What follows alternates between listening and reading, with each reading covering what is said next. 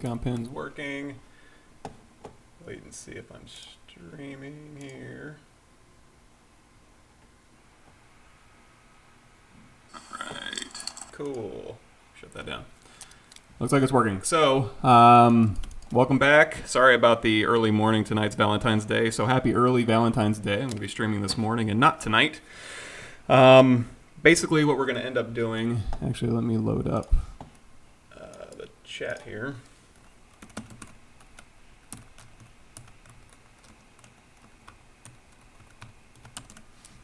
Sorry about that. So on my other channel, I'm kind of concurrently creating a male version. He's going to be, pause that, and let me pop this out. All right, we're rocking. I made some changes. I threw my face over here to the left so it's not in the way of the tool menu. And then I took off some of the filters on my audio so it doesn't sound like I'm underwater, I hope. Let me know if everything sounds okay. So anyways, I've got a military style guy going on in my channel that I'm going to be kind of hopping back and forth on. And then on the ZBrush channel, I'm going to be doing like more of a sci-fi female. So I don't know, maybe they live in the same universe. Maybe there'll be parts of different factions. We'll kind of play with that idea as we move forward. But we kind of need to gear out my female here. But before we do that, I'm going to have to start doing mouth bags and toes. So we're going to do some ZRemesh stuff to kind of make her a little bit more usable for production. And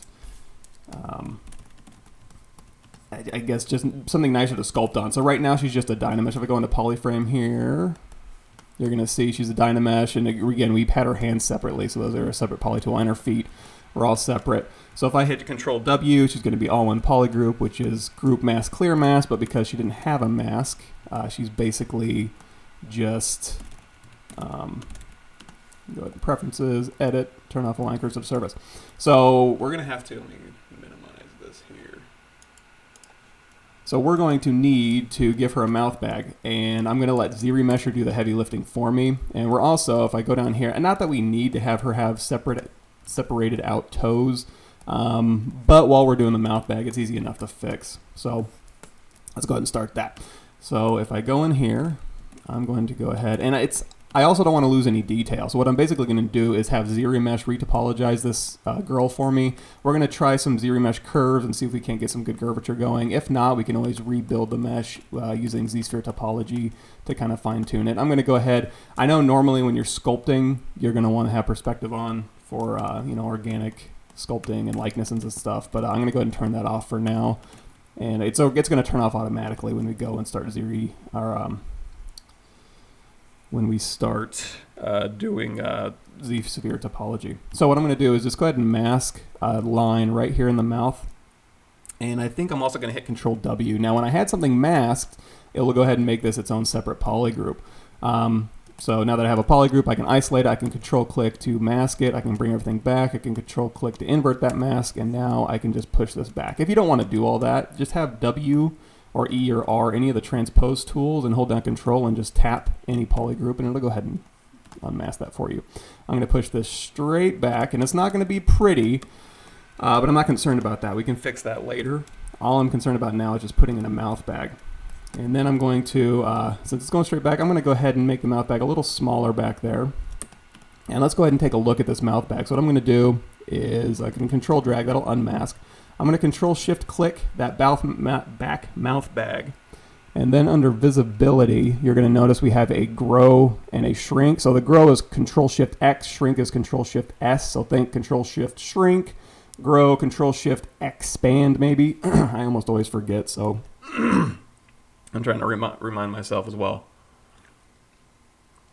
So if I do Control Shift X, that'll expand and give me that little extra edge loop we made. I'm going to hit it one more time just to grab a little bit more information. And if I want to, I can go down here to Display Properties and temporarily turn on Double so I can get a little bit better view here. Now if I want to give this a little more resolution, what I can do, and again it's not pretty, but it doesn't need to be right now. I can go to Insert Multiple Edge Loops. And oops, hold on just a second. Looks like I didn't grab an edge here.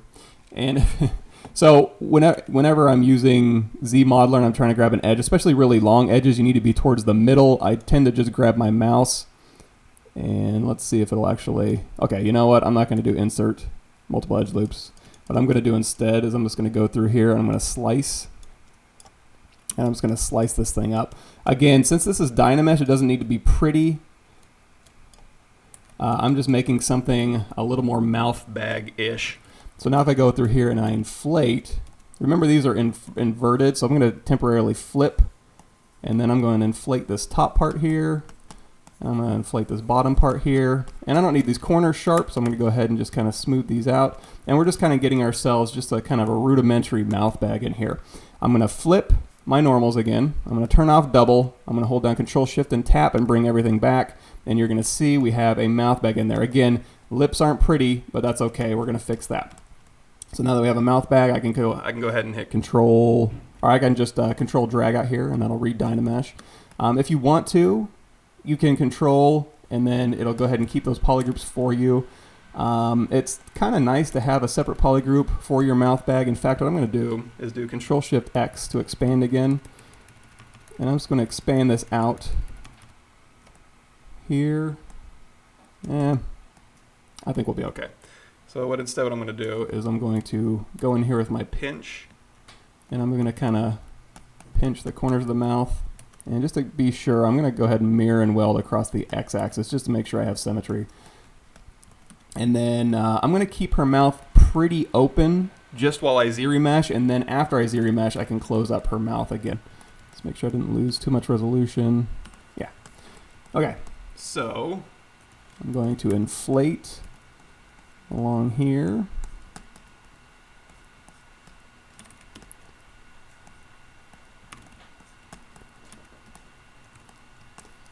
And then I'm going to smooth. And I'm going to inflate her lips just a little bit more. And again, this type of thing, I can go ahead and fix after we've Z-remesh, but I also want to have Z-remesh get the most information it can about where and how many edge loops it needs to put in for the lips and stuff. So I'm going to make it somewhat accurate in there. Okay, I think this will be good enough. Okay, so we got the mouth kind of open and separated out. And again, I'm not going to fix too much in the Dynamesh, but just kind of have that ready to go for Z-remesher. And now what we're going to do is go ahead and do the toes. I'm going to go down here to the feet. And for this, what I'm going to do is go, you can go B, I, and then insert a cube. I'm just going to go ahead and go to my custom menu here and grab just a simple cube. I'm going to pull that out, push it back in, make it thin, rotate this around with transpose. And, or maybe you don't, but when you're painting your toenails, you put those little spacers in between. That's what this is going to look like. We're basically going to cut the mesh using a bunch of these different spacers. And again, it's not going to be pretty, but it doesn't have to be because we can always fix it in the Z-remesh stage. I'm going to use my right click navigation here. And I'm going to go and just need to click the back of that thing. There we go. And then I can hold down Shift and constrain it straight out. And now I'm going to rotate this around here.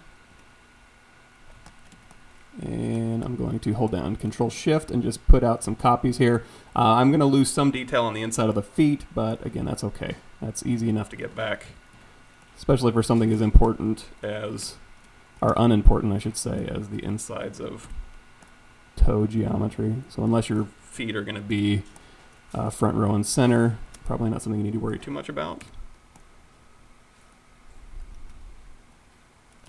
All right. So we have this. Let's go ahead and I'm going to isolate all of these. I'm going to go in the poly frame here so you can see what I'm doing. And we'll go to poly groups and we'll do group as Dynamesh sub. So now when I Dynamesh this thing, it'll go ahead and cut those out. If you want to keep those polygroups, that's fine. Just like if you want to keep the polygroups in the mouth, I'll go ahead and just hit Control W and that'll mask everything on my screen here. And I will go ahead, I said I probably wouldn't worry too much about it, but I am going to go through here And I'm going to kind of soften these transitions so ZRemesh doesn't think that when it sees those hard transitions that it needs to keep those necessarily.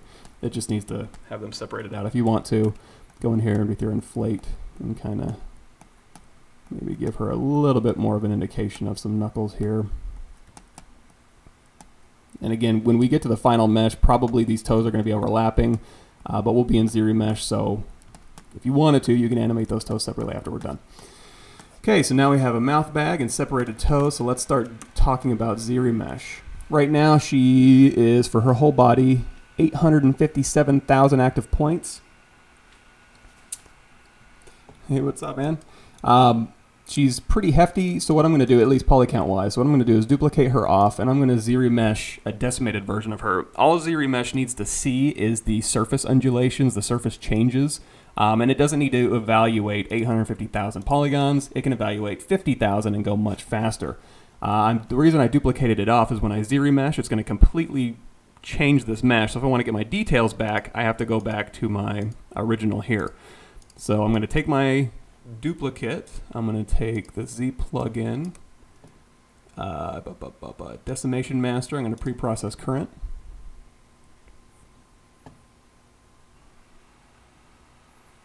Give that a second. And the cool thing about Decimation Master is, once that's done, I can turn on Polyframe and I can try and I can see, okay, if I type in 50K polys under here and hit enter, and then I decimate current, it'll decimate it down to 50K. I'm going to go ahead and go into solo mode. And you're going to see it kept all of that. If you think that's too low, you can go 88K polys maybe, hit decimate again. You don't need to pre-process again. Or you can drop it down to like 40K, decimate. Whatever you think will work. I think I'll keep it around 50. I think that'll be good enough for ZRemesher to evaluate. So now that we have a mouth bag in there and toes, it's going to know, ZRemesher is going to know to put a hole in there and give me geometry based on that. Let's see, let's smooth this out just a tad here.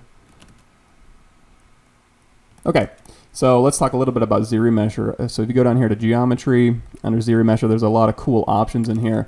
The first one we're going to talk about is this adaptive size. Basically, with adaptive turned on and adaptive size up on at 50, when ZRemesh goes in here and sees like these corners and these major surface changes, these angle changes in here, it's going to want to put more edge loops in these areas, and then when it sees a smooth area, it's going to want to put less. Because I'm using this as a sculptable mesh, and I'm not overly concerned about how much, if I need more topology in a certain area in this case, I'm going to go ahead and keep that pretty low. I'm going to change this down to like maybe 10. And another way you can use, another thing you can do to use to control poly density after it's done ZRemeshing, what you can do is use poly paint. So if I click that on, you're going to see my color density is at 2. That means it's going to be double the default density. So you can go in here and go in here with like your standard brush RGB turned on, and you can just paint, I want her face to be really dense, and then if you want to go to color density of like maybe 0.25, there's going to be a quarter density. You're going to see it changed your color to light blue, and now you can paint back here. I want that to be 0.25, and any number in between those two. In this case, I don't really need to do that. I want it to be more uniform, because again, I'm not doing this necessarily for animation or anything, or I want good facial animation or trying to rearrange my density. I'm just trying to get a decent mesh to sculpt on and kind of finalize. And I don't know how much of her body is going to be seen in the final result necessarily. I kind of do. I don't think much of it's going to be seen other than her face, but let's pretend like we don't know if she's just going to be wearing underwear or not. So I'm going to go ahead and do a color fill object with white. Turn off use poly paint. Don't really need it.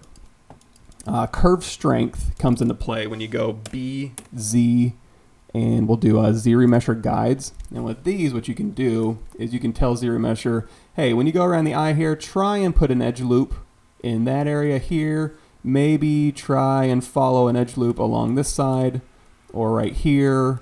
The mouth, it should do okay, or maybe put an edge loop here for the ears. And these can be just general. You don't need to sit here and meticulously go in and try and tell it exactly what to do. It's going to have to evaluate your mesh and decide what's best for it. And actually looking at this, I'm going to raise, let's see if we can just do that real quick. I'm going to put this back at like 80K. There we go. raise it a little bit. I mean, I don't usually Z-remesh entire bodies all that much, so I'm just trying to give it as much information as it needs without having you guys have to sit here for a long time. Let's try 90.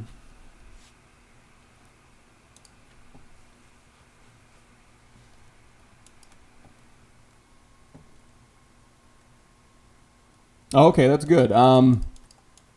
I guess I like to control that. It seems like if I do leave it at like a couple million, it kind of goes really slow. But then again, I don't know what it's decimating to internally. But let's try it. Let's go to like 250. That'll give it plenty of information. So now that we got this, let's go ahead and we got that. The Z-remesher guides, let's go ahead and put a few in there. I'm not overly concerned about Z-remesher guides because what I'm going to do is actually update this mesh anyways. So I guess I can put in like one around the ear here, maybe. The mouth should be okay. Let's put one around the nose. The hand, and now Z-remesher actually does an excellent job usually like around the fingers. Don't have much to worry about. Toes I don't care that much about. So let's say this is our Z-remesher guides here. So I'm going to go to Z-remesher. Target polygon count is 5. That's another thing about adaptive is the higher you crank up that adaptive, the less it's going to care about that target polygon count. If you put this adaptive size at 0, it hits it pretty close, but it'll give you even quads, which you may or may not want. For clothing and stuff, I do like even quads, so when I Z-remesh cloth, I will usually drop that down to 0. But let's keep it at 5 and see how it does. And then I think we're good. If you have poly groups, you can keep groups, and that'll give you basically a curve frame around every polygroup you have automatically. But I don't have any of that, I don't think. Yeah, there's not one polygroup. So let's go ahead and just hit Z-remesh. And we have X symmetry turned on, so we'll go ahead and Z-remesh in symmetry. There's an alternative method to that. If you hold down Alt and hit Z-remesh, it'll give you a different algorithm that'll give you a different midline. But let's just see how that Z-remesh midline does here. And again, I don't usually Z-remesh entire body, so it doesn't look like it's going to take that long. The other cool thing is if you Z-remesh too high, you can just go down here to where it says half, and then you can just keep hitting Z-remesh half, half, half, and it'll do a pretty decent job. So the face here, I'm going to need to rework a little bit, but I kind of expected that, and it did fine. The body, it did great. The hands, it twisted that finger a little bit. So what I'm going to do, and it gave me 9,800 active points. I want to make sure that stays below a certain amount. I forget what the total is to bring this into a poly sphere, but I think we'll be okay. And these I can actually fix. This is what I'm going to do. I'll undo that, and I am going to actually use a Z-remesher. Let's use poly paint color density at like 1.5. And then just for these fingers here, or just for the hands, I'm going to mask, invert that, and then I'm just going to do a color fill. And we're going to raise that intensity just a little bit. Exporting a Maya model, importing it to ZBrush, and it not going all blurry looking. I haven't had a problem with that. By all blurry looking, do you mean like averaging vertices? Because it shouldn't do that by default. So we have use polypaint on, adaptive size at 10, Z-remesher. Okay, I think that'll be okay. This I'm going to change the topology of anyway, so I don't really care too much about that. So let's hit Z-remesh again.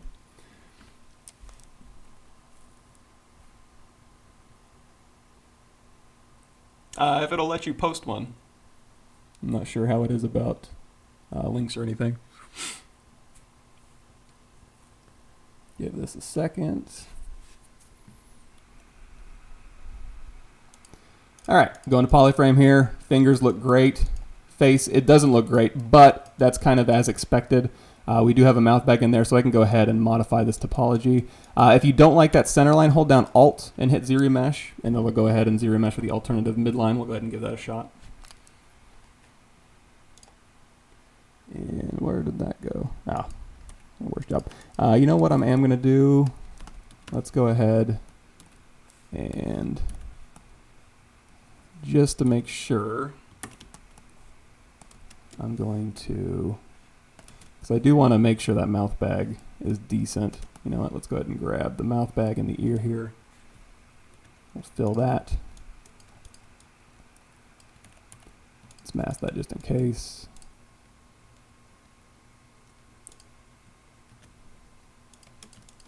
All right. Let's see where that went here.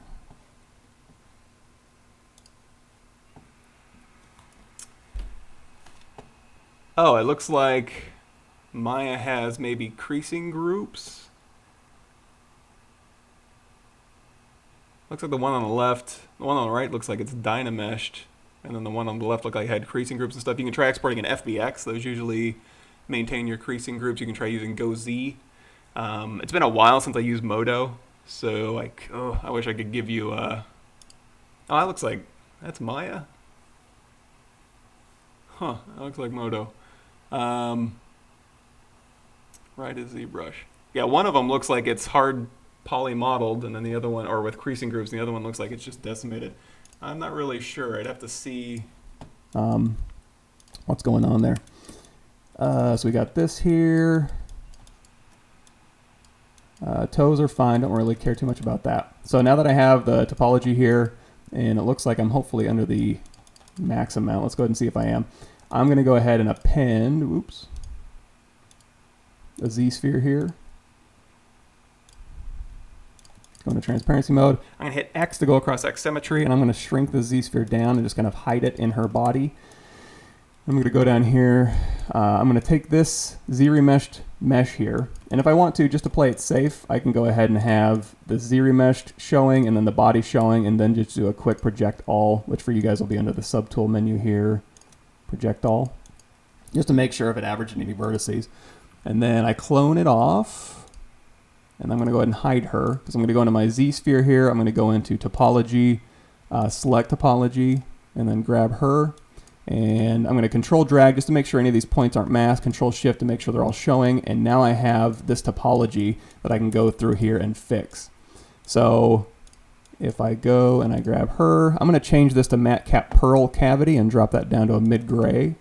Turn on my Z-spheres here. I'm going to go into, change my density down to 1, turn on edit topology. This is all down here underneath your, you're going to need adaptive skin, and you're also to change the density down to 1. And then topology, you're going to need to go and edit topology there.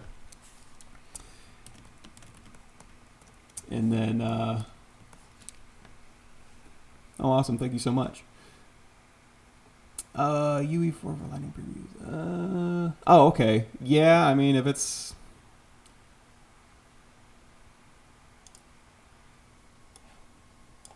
I mean, yeah, it looks good. I think all of those look excellent, man. Good environment props. I enjoy doing environment work. We might do a little environment work on this channel. My first thing I like to do is do characters, because I don't get to do them as much as I would like. That's usually where I start, but we'll definitely get into environment and prop modeling and stuff like that. So now that I'm in here, I have edit topology turned on, so I can go through here and I can tap Alt, and I can start deleting this topology around the eyes, any place where I want to kind of fix it. And it did a decent job. I can just go through here and add some rings, and the nose I can be a little bit more specific. So I'm going to go through here and just kind of delete these points here, and we'll just kind of, let's see, there we go.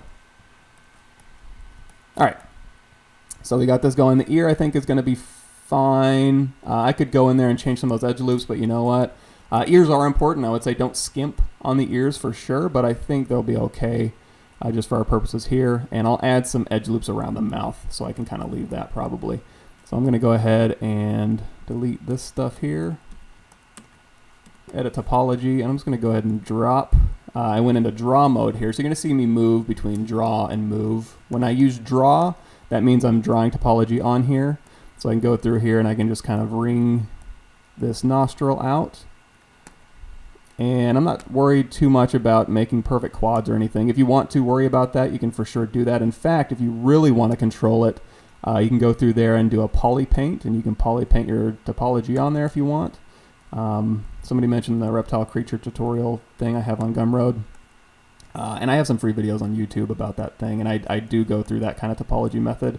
or I kind of draw it out if you want to be really specific. In this case, I don't necessarily want to, so I'm just going to kind of go back and forth here. Let's go ahead and put a nice edge around this nose here. And I'm also going to have to be kind of careful about, like, I don't want to pack a ton of polygons right around the nostril, because again, I don't think it's going to be that important. I'm going to try and maintain a kind of evenness of my topology, but I also don't want it to, I want it to be nice and sculptable and not be shearing across undulating surfaces or anything like that. So we'll go ahead and put this in here, like so. Now, in this case, I have a square right there. So what I'm going to do is put a point right in there and then hold down Alt and just delete that. So I could just kind of very quickly go through here and change the geometry.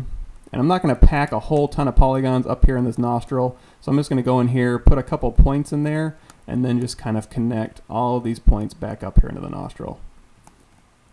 I don't need to waste a ton of geometry up in there, obviously.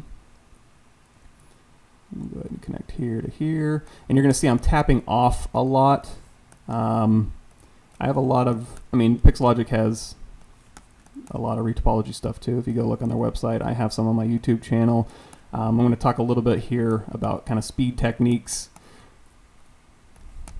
I'm not going to have a whole lot of speed in here because most of the topology is already done, but we get around the eyes. We'll go ahead and do that. So now I need to go ahead and just kind of just follow this line down. And now I'm just going back and forth, and I don't really like having those really long triangles here, so I'm going to see if I can resolve that. So if I kind of look at my mesh here, let's go ahead and I can connect these two triangles. I can move these around. Now if you make your Z-sphere, your brush really small, it'll only affect one. I'm going to hold down Shift and turn off Dynamic, and that'll give me a little bit smaller brush movement here. Yeah, so the reason why, I went through and deleted point by point, what I could do is hold down Alt, and then like if I delete this edge, it'll delete like all these connecting points. You can very quickly go through. I was just being a little bit more surgical with my deletion here. And let's see, I could resolve this thing by going into the mouth here, but I'm going to stay up here. You know what? Let's just go here, and I'm just going to draw through here, and then I'm going to tap here, hold down Alt, and then just move this up and kind of get rid of that long triangle in there maybe. And I'm not thrilled about this, but I'm also not overly concerned about it just because I want something sculptable. Let's go ahead and do the eyes really quickly. I'm going to move these brows up to kind of follow this brow line a little bit more. And let's go ahead and drop in some eyelids here. Now the reason I'm more concerned about the eyes, even if it's just for pure sculpting, is that I want it to deform nicely while I'm sculpting, so I want to give decent geometry in here. So I'm going to go ahead and frame the eyelid, and I'm going to try and keep it concentric so that when I come down here and I'm on the eyelid, it actually goes all the way around in one thing, and then all the way back up into the eyeball here. And then we'll go one ring outside. And I'm just kind of eyeballing, no pun intended, maybe semi-pun intended, and making sure these kind of line up here to here, something like that. And now that I made two rings, I can just very quickly go back and forth and kind of just start filling these polygroups or these polygons in. Here, alrighty. And you can cut in as many as you want. I'm just going to do an interior ring, and these I don't really care if they match up perfectly, so I'm just going to kind of go through and just start tapping, because I'm just going to recess this geometry underneath the eyeball anyway.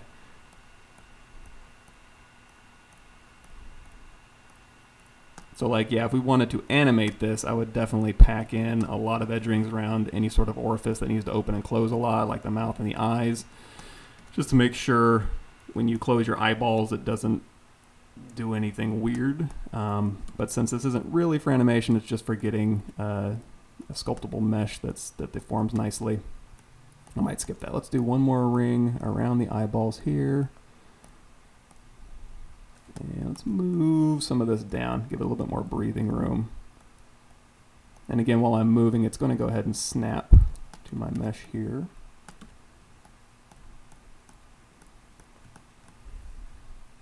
And we'll just terminate that there. All right, so now we can just go ahead and close these things off here. And while you're doing this, might be a good idea to, now if you quick save or it quick saves on you, what it's going to do is throw you into this mode, which is basically, it takes you out of edit topology mode. If you have edit topology mode, back in the old days, if you had edit topology mode on, it would maybe kind of corrupt your file a little bit, so it automatically turns that off. It also turns perspective off if you didn't notice that. If you try and topologize with perspective on, it won't snap to the surface of your object, so it turns that off for you. And it also, when it saves, it turns off edit topology for you. So all you need to do is just go in, tap edit topology, and you're right back where you started. Just in case that happens to you, don't freak out. It's as designed.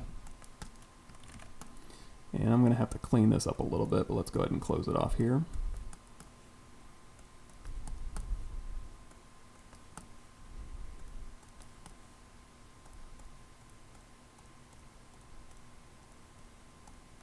Back and forth, back and forth, back and forth, back and forth. And you're going to see I skipped some here, but we'll go ahead and resolve those really quick. And now I'm also not too concerned about, like, oh, you know, do I need to move this stuff around perfectly? I can always smooth this out and project later. So not a huge deal. And but I mean smooth out, I can actually just use the smooth brush to kind of average these vertices as I sculpt. So let's go ahead and do this. And then let's see if we can't quickly kind of look at this and see if we can't come up with a decent solution here. So we've got a triangle here. And again, it doesn't have to be perfect just because it's just for sculpting here. So it looks like I can maybe attach these two here and then touch here, and then I can just hold down Alt and just delete both of those. And then this can probably be just a square. Again, I'm not thrilled about some of this, but I'm not going to bore you with trying to fix that. It can be a little bit more of a chore than I'd like to admit. Okay, so that's fine. Corner of the eye is okay. This, I can collapse those edges later, or I can just leave it. If I want to, I can connect these two and kind of rearrange some of these points to kind of turn that into two connected squares maybe. Kind of awkward, but you know what, that's okay. So now what I can do, let's gotta go down to the mouth here. So now the mouth, I could go ahead and delete, but I'm gonna try and avoid doing that, but I am gonna add some extra rings around the lips here. So I'm just gonna kind of start cutting through here, just to give this a little bit more resolution. I'm gonna start from the middle and go out, and then I'm gonna hit move and kind of move these points out and kind of rearrange some of these here.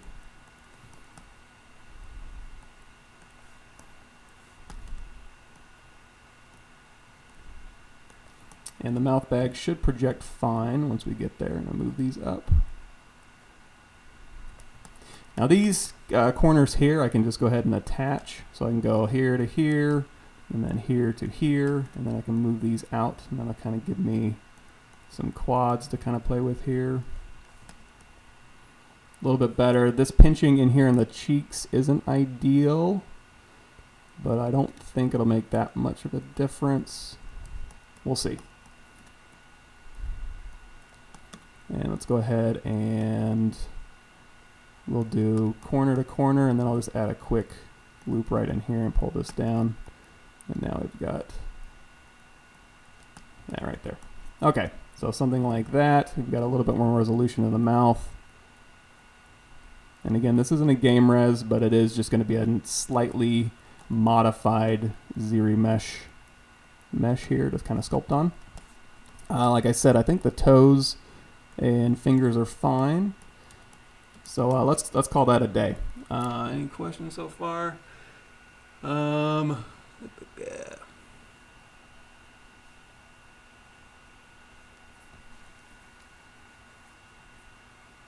Oh, yeah, we're definitely going to get into modeling coats, and it's super duper easy. We'll do that today. Actually, the first thing I'm going to do is sculpt some underwear for this lady so that she has some support before we start putting on her tech suit. So that'll probably be something similar to a coat. On my channel, we did pants and a tank top, and coats aren't that different, really. But we'll cover that this morning. I think I got time. It's only 7:30. So we got our topology here. If I hit A, that's going to give me an adaptive skin preview at a density of 1. So we can kind of look at that. The mesh looks fine. There's no weird overlapping polygons or holes that I accidentally made while I was retopologizing here. Oh, looks like we do have one bad bit. Let's go out of edit topology mode here. And let's see. Let's go ahead and... Oh, looks like I accidentally did something bizarre in here. If I go into solo mode here, I can kind of see, okay, I need to connect these 2 points here.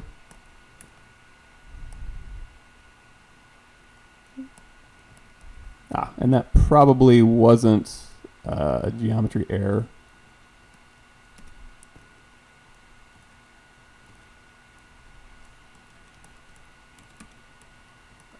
W, there we go.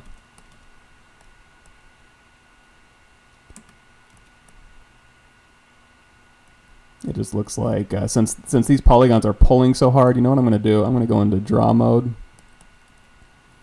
and I'm going to connect these two to make sure it triangulates, just to kind of make sure there's nothing weird going on there. Okay, I think that'll work. I'm going to do one more maybe. Here to here. Okay. That's fine. Again, this topology in the mouth there isn't ideal, but we can kind of fix that a little bit when we go and move these things around. So let's go ahead and go to our adaptive skin, make adaptive skin here. I'm going to append that skin Z-sphere. It just throws your adaptive skin out here. So now you've got skin Z-sphere. The Z-sphere we don't necessarily need, but just for now I'm going to turn it off. I'll move this right underneath my original mesh here. So if I go out of solo mode, we've got our Z remesh, and we've got our original high-res Dynamesh topology. And now I can do a very quick, with just these two showing, go over here to project all, and just hit project all, and I'll go ahead and snap to the nearest vert. I'll go into solo mode, make sure nothing outrageous happened. And we can always use Z project later to make sure nothing crazy is going on, but everything looks fine. So now what I'm going to do is, for this first one, you can try under geometry. We have our subdivision history here. If I hit Control D, and let's go ahead and make this white, and we'll go to matcap gray. If I hit Control D, it'll average these vertices, and if it moves the points too much, projectile might have a hard time determining where those points need to go. Let's just give it a shot. I'm going to go out of solo mode here. We'll hit projectile in your subtool menu, and then go back into solo mode. And actually, you can stay in solo mode while you're projecting. It's fine. Let's check the toes here. Anything overlapping? And again, we can always fix that. No webbing in the fingers. The mouth and the mouth bag looks fine. So we'll go ahead and hit Control D. And like I said, you can stay in solo mode. Hit project all. And we're going to subdivide up to far enough to where we can maintain all of our density here. Our original detail here. So let's Control D one more time. And we'll hit project all.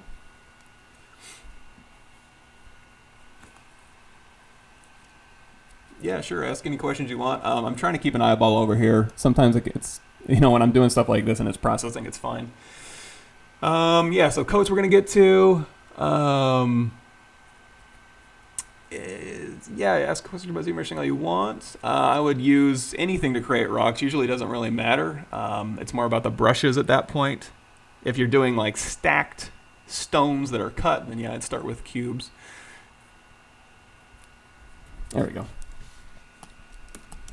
And so if now we're in solo mode, if we click back and forth, we can see here's my original, here's my projected one, and there's really no difference at all between the detail it had in there, which wasn't a ton, just kind of indications of detail more than anything. So I can actually go ahead and delete this original Dynamesh, don't really need it anymore. And I think we're safe to delete that Z-sphere. And here's our original Z-remesh. And then if we click through here, here's our updated one. So if we kind of snap back and forth, you can see the difference.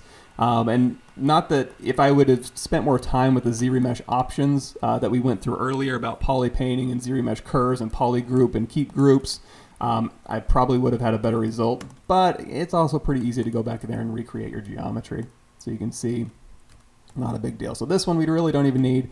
And now we're back kind of where we started, but now we have a mouth bag and separated toes.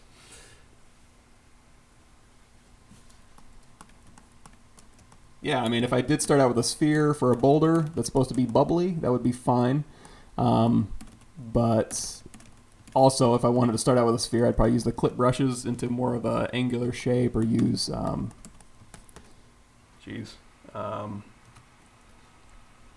been a while since I made rocks. Trim smooth border with a square alpha is pretty good. On my reptile video, I'd sculpt a column and kind of break it up with a bunch of different things and trim smooth borders in there, so that's a good one for rocks. And you can also turn on spray to kind of do like a layered rock cliff effect. So let's see. Let's go ahead, and now that I've got the mouth bag, oops, make sure you tap X to go ahead and go into X symmetry here. I can go ahead and start closing this mouth a little bit here. I'm just going through here and just kind of pinching. Now, don't have Dynamesh turned on anymore, and the reason I feel confident to go into a ZRemesh at this point is because I know I'm not going to make any major changes. If I'm going to go through here and I'm going to want to say like add horns or something, and I'm going to do this to my geometry, maybe wait till you're done doing that before you start ZRemeshing. It's not a big deal. You can always freeze transformations or ZRemesh later. But just to kind of save me some time, I don't generally do that. So let's go ahead and just really quickly, we'll kind of give her lips back. I'm not going to spend a whole lot of time because I do want to get into, oops, let's turn on Z-Add here, and we'll turn off colorize.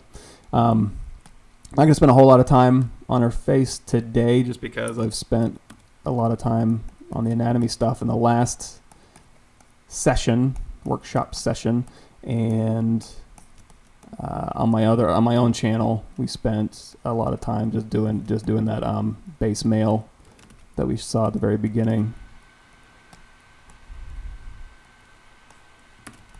So there we go. And then we'll do, so her lower lip's going to kind of tuck into her upper lip here, so we can kind of define that a little bit better here. And the mouth is going to have 3 lobes on the top, this middle one, and then these 2 side ones, and the bottom is going to have these 2. And if you do want to kind of go in here and play around with masking and kind of tucking these areas, or going into the mouth bag even, let's go ahead and make a poly group for the mouth bag, because that could come in handy. I'm going to go in here my Damien standard really quick and just kind of force this back a little bit more.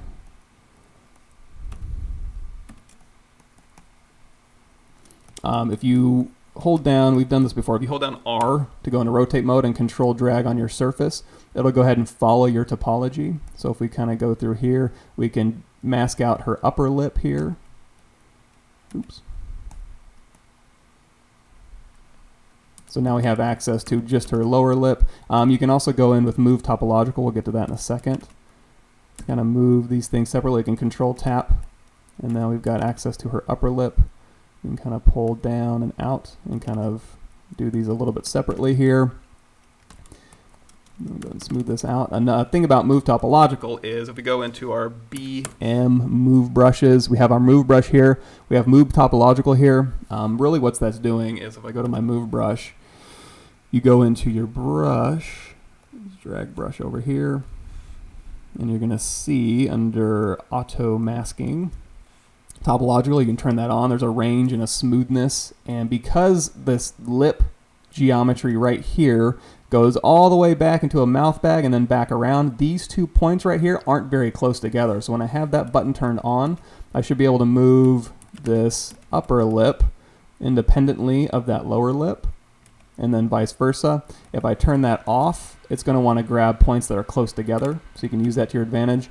But usually I'll do a poly group just for kind of, let me go ahead and turn my intensity on that clay brush down a bit, and we'll kind of build this up just a little bit.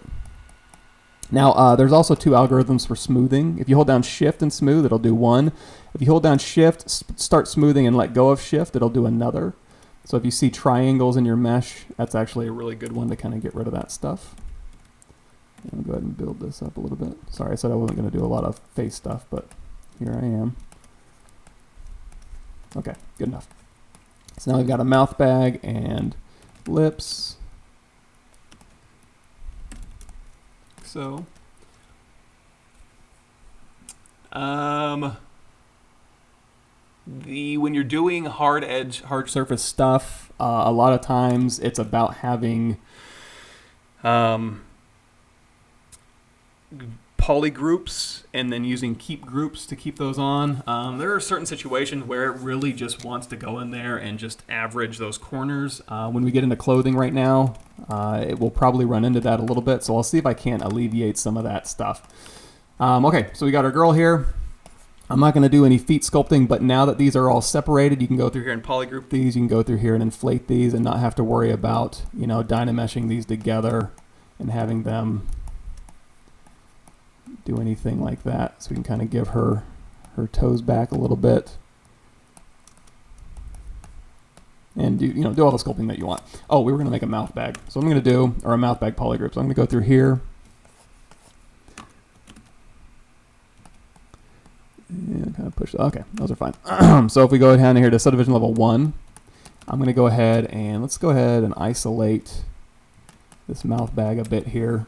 You can try, like, we can try doing this. We'll start from the back polygons here and see how it does. So you can start back here and then do like Control-Shift-X to expand. And that'll go up here through the lips. And it looks like I grabbed too much on that ring, so we can go through here and just kind of get rid of these points here. It might just be a little bit easier. Yeah, I think that'll work. So with this one selected, I can hit Control-W, which will go ahead and group visible. It's supposed to be group mask, clear mask, but if nothing's masked, it will just group visible. And now we can kind of just move these points around a little bit more. And now we have a polygroup mask. You can do the same thing for like a lower jaw, eyeballs, ears, fingers, toes, whatever you want to do. And then we can go back here in our subdivisions, and we're back where we started. And then we can just do isolate the head, invert that, and now we got our mouth bag all ready to be sculpted out. So now that we have that, let's go ahead and do some underwear here. So easiest way, I mean, there's a ton of ways to do this. I'll try and cover as many as I can just to kind of talk about them. I'll start with my preferred method. So my preferred method is I'm just going to duplicate her off, and I'm in solo mode, and we'll go ahead and just give her, let's go in here with our mask pin, and we'll give her kind of it'll go across here and then down around her body here and then up. So basically what we're going to do, this is going to be more of a sci-fi lady. Let's say these cross over in the back. That'll be fun to kind of resolve, I think. And then let's come back through here. Something like this. So she's going to be like a sci-fi lady. We're going to give her a tech suit, and then over that tech suit is going to be a bunch of armor and stuff. So I want to give her, I like building up in layers when I'm just doing personal projects. When you're in production, you got to really think about like, okay, I'm not going to spend a whole lot of time making underwear if you never are going to see it. But I don't know what I'm going to end up having. And if I build in layers, I have a lot of opportunity for like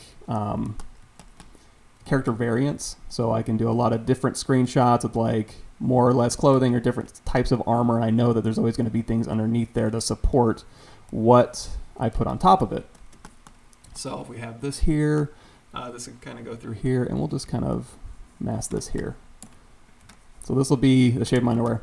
So instead of extracting, what I'm going to do is go ahead and just polygroup this, and then we're just going to use Zero Mesh really quick. So since I'm working on duplicate, I can hit Control-W. That'll make it its own polygroup. I'm going to go ahead and delete lower. And if this was a Dynamesh, you wouldn't have to delete lower. You would just have this. I'm going to go ahead and delete hidden. Geometry, modify topology, delete hidden. When I Zero Mesh this, it might pay attention to that aliasing. So you can go down here really quickly to masking, mask border, invert your mask, and then go to deformation, and then just crank up that. Turn on open circle polish by features, and you can go ahead and polish those out. So now that I got nice smooth lines here, we can just go to our geometry, Zero Mesher. Target is fine. We can just, in fact, we can just do like half already. Turn adaptive size down to 0. And we'll let that do its thing real quick. Yeah, move and move topological, all it is when I go into my move brush here, the auto masking topological is turned off. So when you have 2 points that are close together, like on her face here. So for example, in her mouth and her lips here, if you're just using the move brush with topological turned off, it's going to move all the points within that brush radius. If you have topological turned on, it's going to look at the topology and go, oh, this point right here is connected to a point that goes all the way back in here and then back around. So these 2 points right here aren't that close, so you can move them separately. It's going to act a little bit slower just because it has to evaluate your mesh every time you use it, but that can come in handy. Now this is way too high, so I'm just going to do Z-remesh half a bunch of times. Let's keep doing it until it gets down to a mesh that you think will be workable. I think this will be good. And I can go ahead and separate these out a little bit. Smoothing. Whenever it won't smooth one point, you can go into your smooth brush modifiers. You're going to see the min connected is 3. Drop that down to 1, and now you can smooth just 1. There we go. I think that'll work just fine for our start mesh. Now in this case, all we need to do is we can inflate this thing up, or we can just go into QMesh, polygroup all, and we can pull it out and give it some thickness this way. And now we have that. One thing I am going to deal with here is these overlapping parts here. Let's say I want this piece, actually, I'm going to go ahead and isolate just this top piece here and do a delete hidden, geometry modify topology delete hidden. So if I want these two to overlap, let's see if I can pull it off here. I'm just going to go ahead and do a quick Z-remesh same. There we go. Gives me a little bit nicer geometry again. So if I want this strap to go this way, and then this strap to go this way, let's go ahead and cut across there. I'm going to go out of X symmetry mode because this isn't a symmetrical mesh anymore, or it won't be. And I'm going to make this line go across here, and then this line go across here. So we'll go here to here. I'm going to go through here with my Z modeler brush, and I'm going to bridge 2 points. And we're just going to basically cut here to here, here. Well, let's go here to here, here to here. And then this line will go across here. And I'm just going to delete, let's do delete single poly. I'm going to delete these ones temporarily. And I'll even these out. So we're basically going to have this strap go underneath and this strap go up above. And you don't have to get this fancy if you just want to keep it, you know, there's nothing wrong with just Z-remeshing that and giving it thickness and sculpting on detail. This is just a few more techniques. Let's go ahead and smooth this out. And we can go ahead and collapse some of these points here. Let's go ahead and collapse an edge here. Collapse an edge here. And it's been a while since I've done this. I'm not even sure if this is going to work that well. But we'll give it a shot. What's the point of not trying, you know? And it's pretty easy. It should go pretty quickly. So let's do another Z-remesh same. We don't have X turned on, and that'll give us some nice geometry. So now I have a strap that'll go this way and a strap that'll go this way. Now, in order to bridge these, I could do like connect two polys, but I'm going to go ahead and give it some thickness first. And I'm wondering, I guess I can Z-project that. So what I'm going to do, instead of coming out, I'm going to go into solo mode here, and I'm going to go in. So I'm going to Q-mesh. You can do either Q-mesh or extrude, polygroup all or all polygons. It's kind of the same thing in this case. And we'll go in.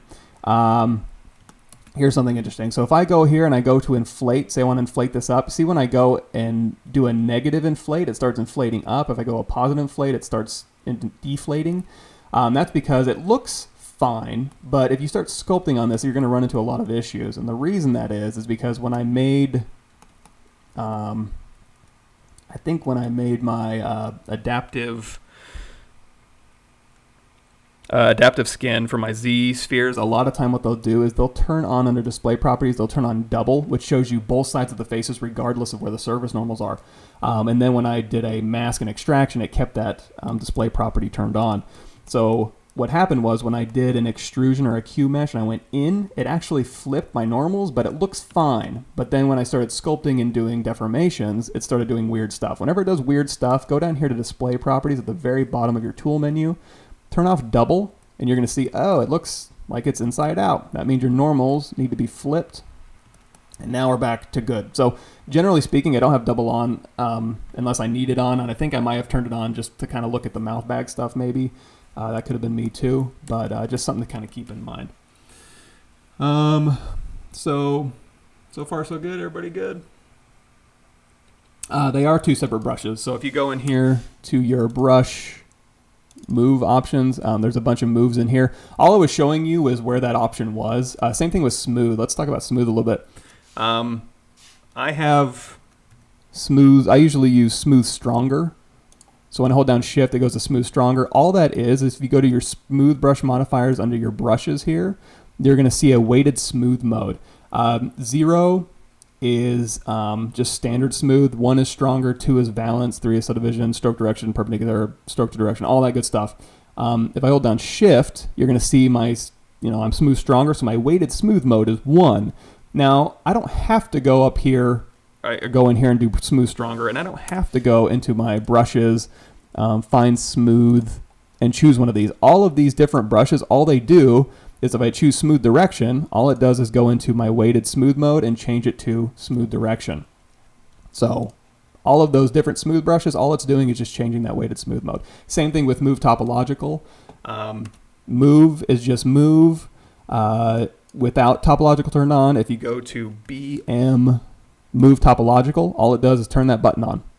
Another one, and same thing with the smooth, it just changed the weighted mode. I have another move brush option, so I have move, and then I have move Acu, and all that is underneath the curve here, I have Acu curve turned on. So move by default doesn't.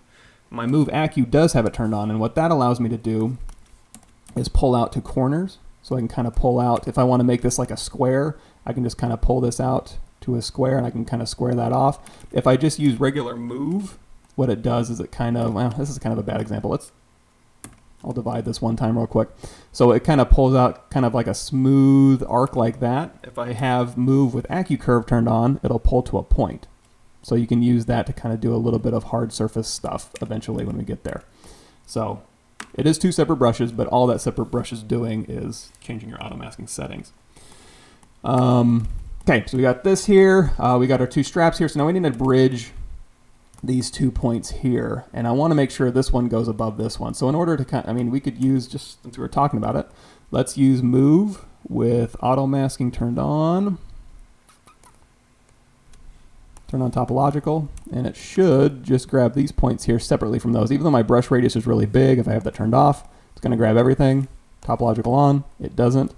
You could also use masking and polygroups and all the tools available to you at your disposal. But since this mesh is so low res, move topological doesn't really slow down that much, so it's perfectly fine to just go ahead and use. So we'll pull this out. And now I can bridge these back too, so I'm going to turn off topological. I'm going to go in here with my Z modeler brush. We'll do delete a single poly hovering over a face. And if I want to delete all three at the same time, I can go ahead and hold down Alt and paint those. It'll mark them as one polygon. Delete. Mark this as one polygon. Delete. Now we are going from 2 to 3 edge loops. Bridge should handle this fine. Let's go ahead and do a quick save. And if you want to, and this is one case where I might go in here to my display properties and turn on double. If I want to bridge these two, I'll just turn on double so I can see both sides. But what I'm going to do is hover over this edge. We're going to bridge 2 holes. Spline is fine. We're going to click here, and it'll go ahead and bridge these 2 holes for me.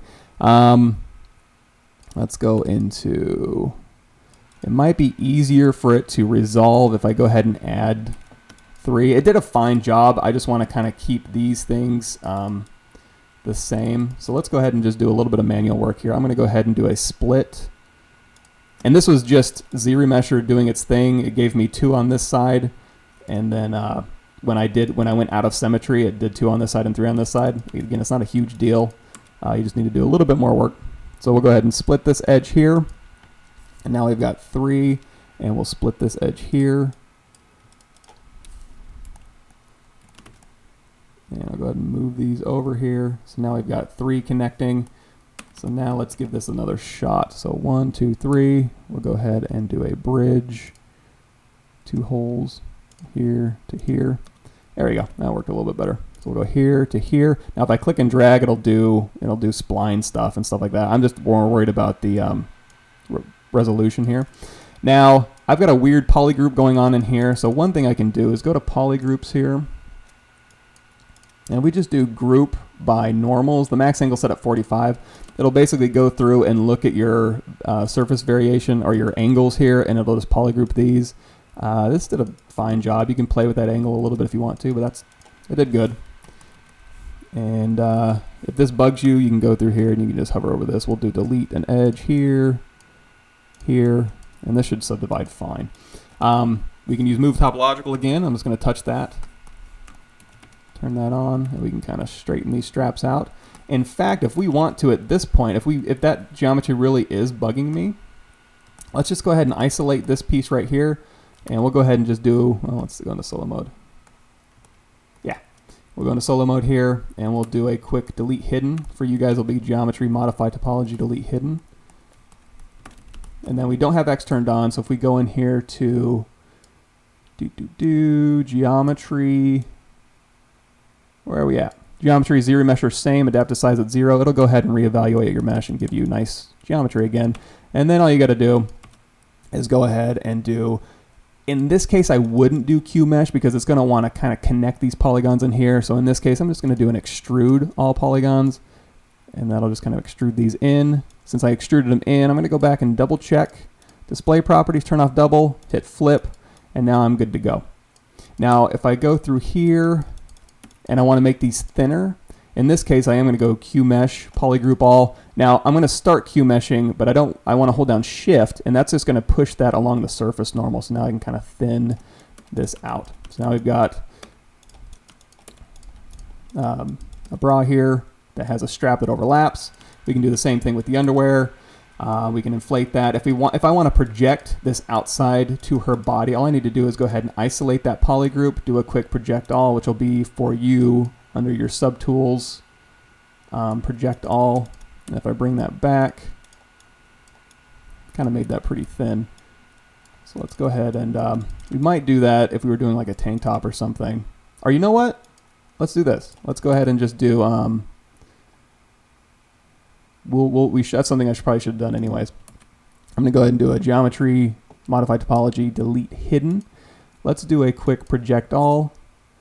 And now, so now I know that's pretty close to her skin. If I want to, I can now Q mesh, or no, we'll extrude these polygons in now. And then we'll go ahead and flip. And then if I want to bring these out a little bit, I'll go Q mesh, polygroup all, and then I'll hold down shift. And I think extrude, and you can also hold down shift with extrude as well, but I'm just in the habit of using Q mesh. So we'll hit X. We can use X symmetry on the front to kind of move an X symmetry. Just remember that in the back it's not symmetrical. Uh-oh, looks like we got a little bit wonky here. No big deal. Move topological, and we'll just kind of move these things back here.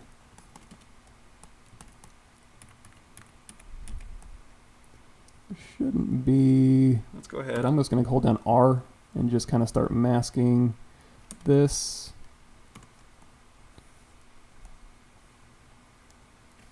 That's what happens when I don't pay attention to my.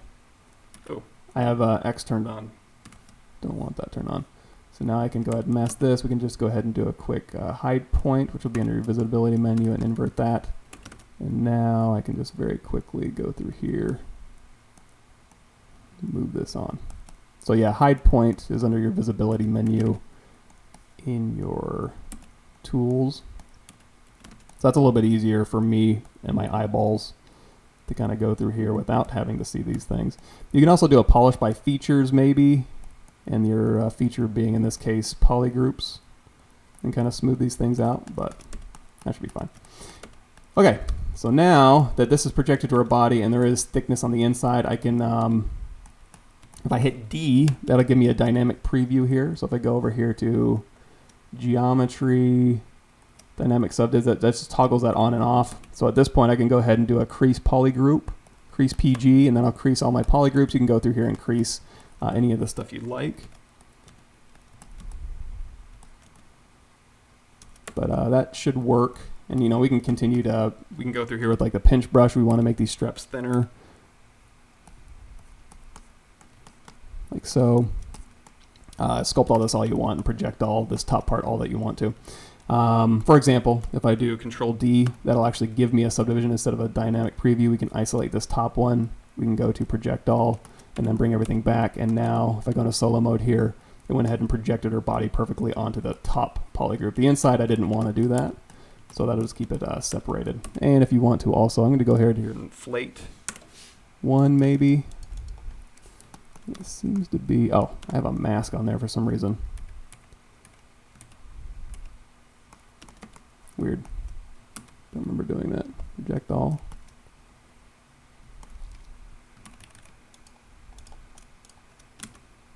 Project all, bring it back, unmask. I don't know why it was masked in the first place. Inflate one. There we go. I think that'll work fine. Play with that.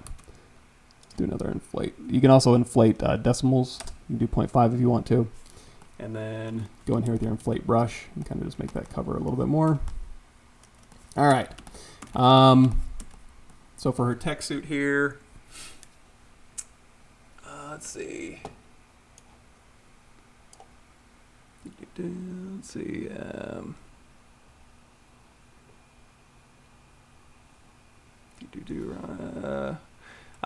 So if you want to tear the cloth, that I would probably use Dynamesh for. You can go in here for this particular thing. Let's go ahead and duplicate this thing off. Go into solo mode. I'm going to go and delete lower. And if you want to poke holes in this thing or tear it up, you can go through here. We can, for instance, we can mark some of these, and then we can use our Q mesh to kind of just pull through and give us geometry here. You can do Q mesh on this side here. And you know what? Let's go ahead and get rid of this. Let's go ahead and delete edge loop complete. Or actually, we can also do insert single edge loop and hold down Alt, and that'll get rid of those edge loops here. And now I'm going to use Q mesh and go through here and just kind of start putting holes in here. Now at this point, you're going to want to like subdivide this up or whatever and go through here and kind of move these things around and kind of tatter it up with a bunch of different brushes.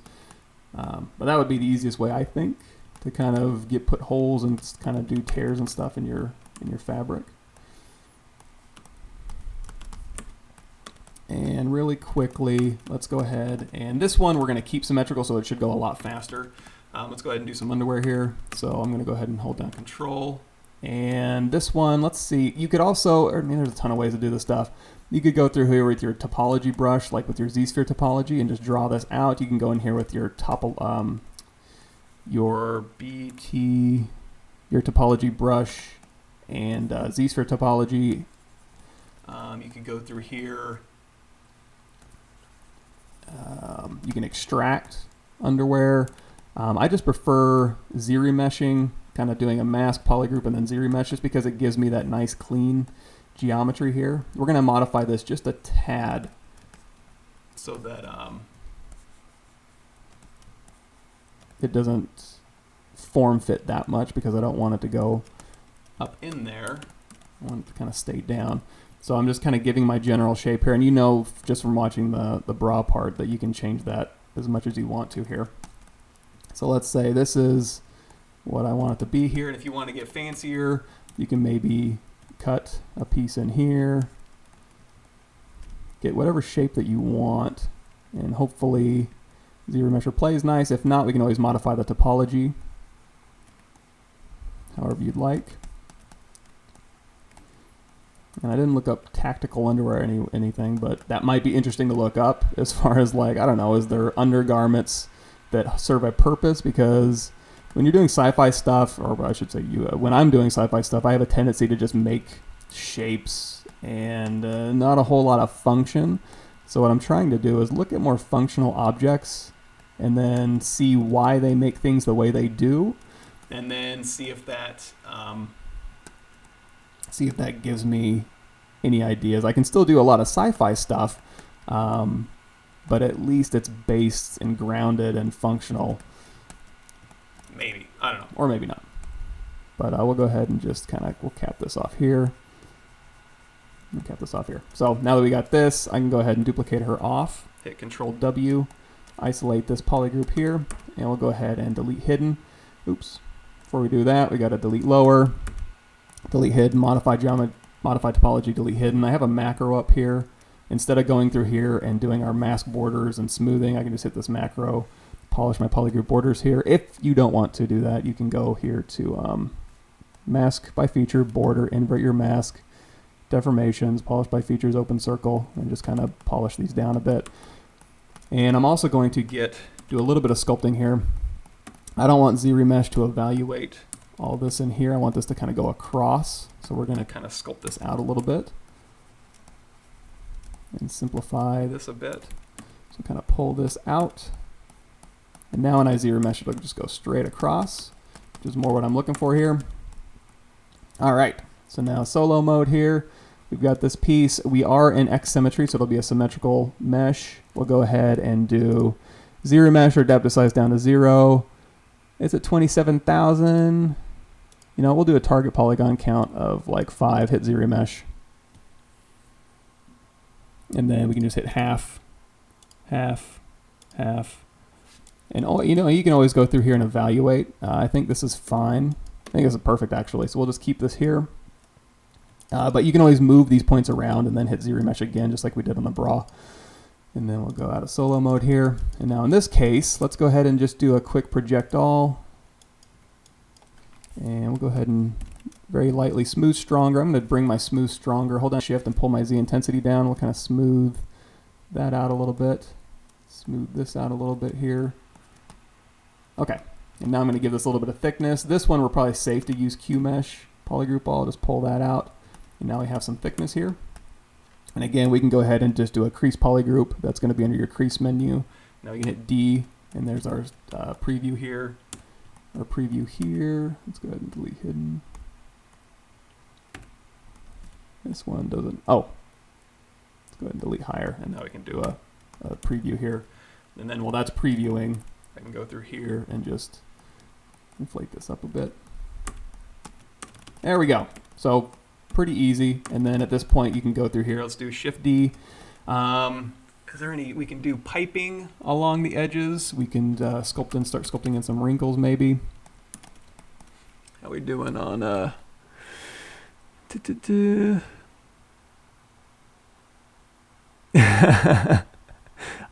don't know. It seems like I wouldn't mind practical underwear. Oh, another thing is when we start doing pants and stuff, sometimes I like to cap here just because when we start sculpting on this mesh, you are going to have to go in here with like the clay brush. If we start sculpting back here and we use the clay brush, and we're like, okay, this looks great, and then you go to the back, it's pulling all the way through.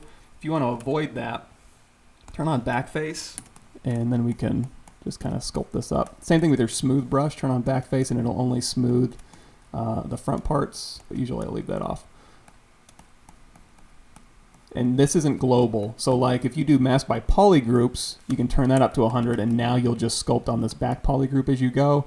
I'm going to give myself a little bit more breathing room. Q-Mesh, polygroup all, hold down shift, and just kind of pull that in a little bit. And now we've got that kind of framed out. And let's go ahead and pull this in. All right, so now that we've got that, we can start subdividing this thing up. We can also do piping around the edges. Trying to think, we can cut through here.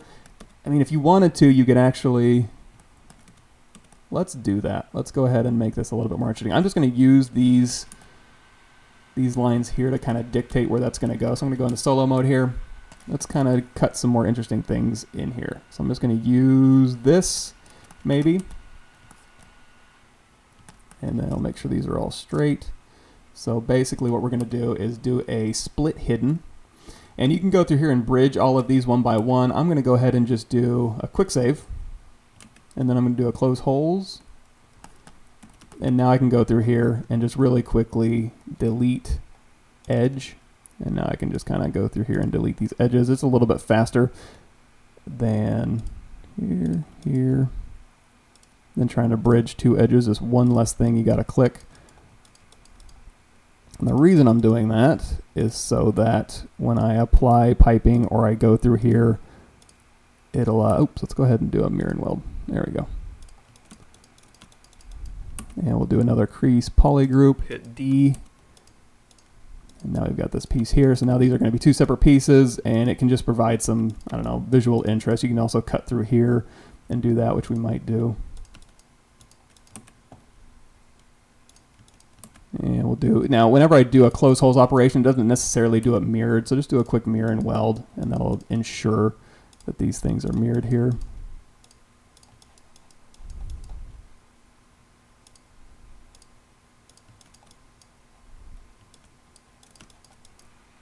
All right, and then do a quick crease poly group.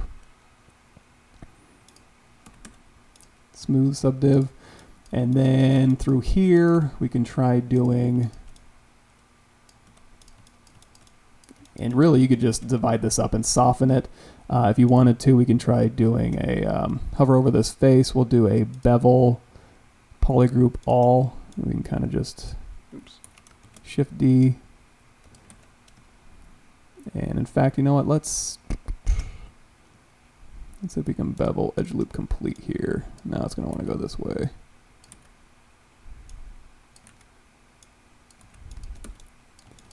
Faces, we can do an inset. We could ring this. Okay, let's do that. I'm going to grab this here and let's do, what am I looking for here? I want to add to curve. Add to curve here. Let me just very quickly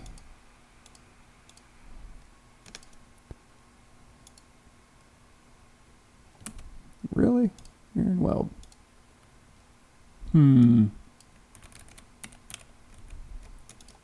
Should work fine. Anyway, what we can do here is we're going to start subdividing this thing, and then like I said, we can just kind of smooth those. So I'll subdivide this, I'll subdivide this. Make sure dynamic is off for both of these actually, because we're actually going to subdivide here, and then we can start putting in wrinkles and compression wrinkles, that kind of thing.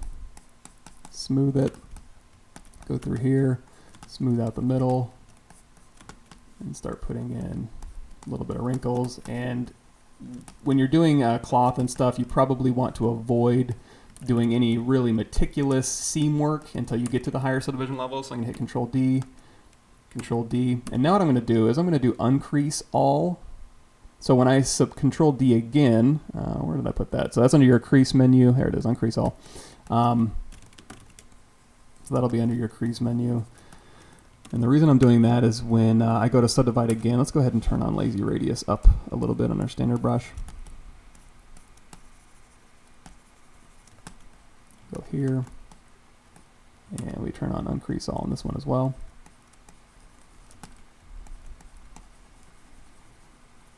So now when I hit Control D again, it's actually going to start averaging these vertices, and it's going to put a seam right down the side here, and I guess we don't need the mask anymore.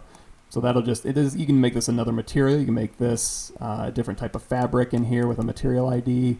You can do surface noise and make it a different material, whatever you want to do.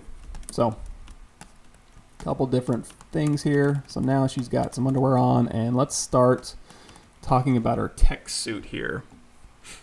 Oh, sorry, I'm wondering if I need to get rid of this mic. I hate wearing my headphones for hours on end, but I also know that the audio quality is a lot better when I do,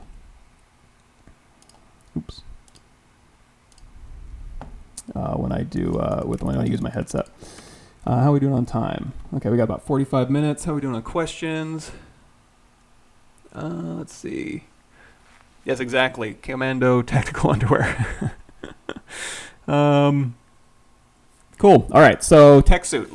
Basically, she has underwear on now. So now she's going to have a tech suit that's going to be interacting with her armor as she gets armored up here.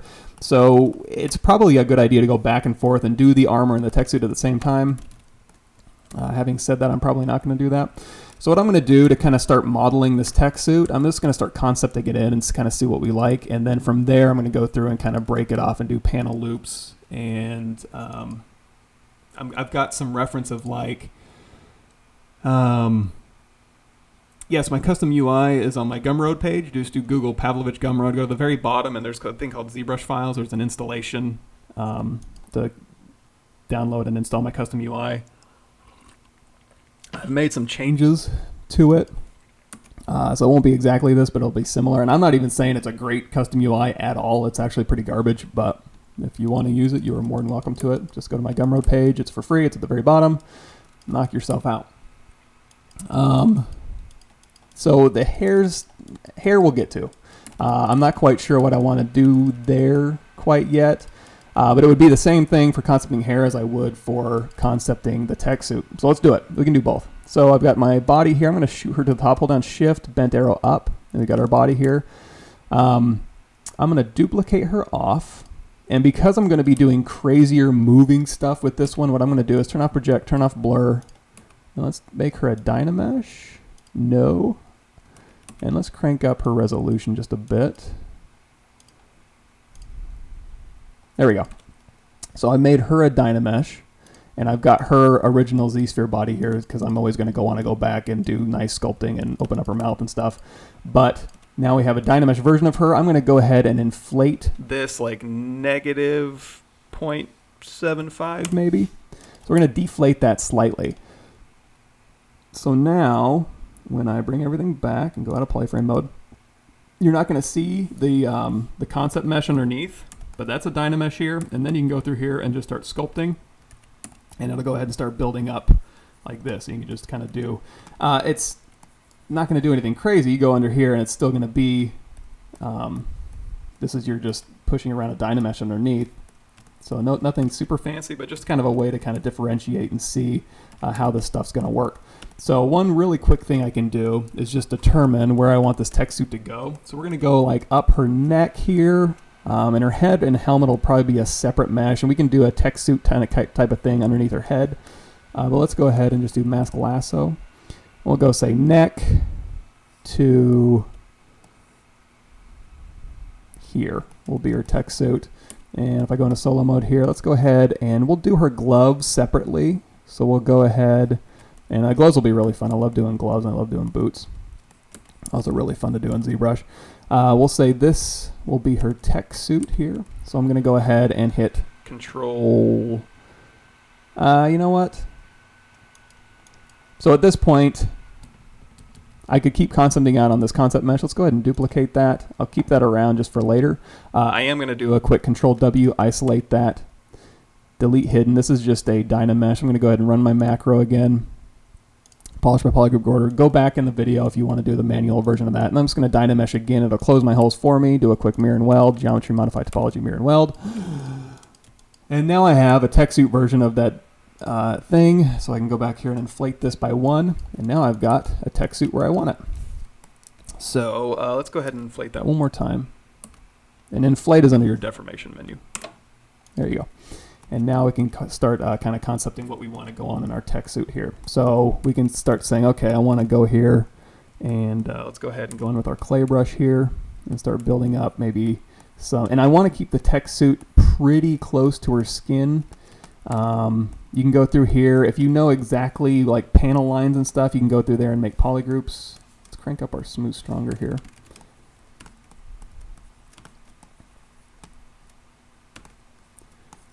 Kind of smooth this out. Oh, we were supposed to do, make mask by polygroups down to 0. And looks like our standard brush got pretty cranked up here.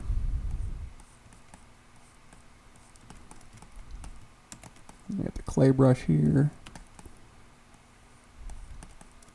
So, yeah, I did like it's like a breathable kind of motorcycle undersuit mesh for females.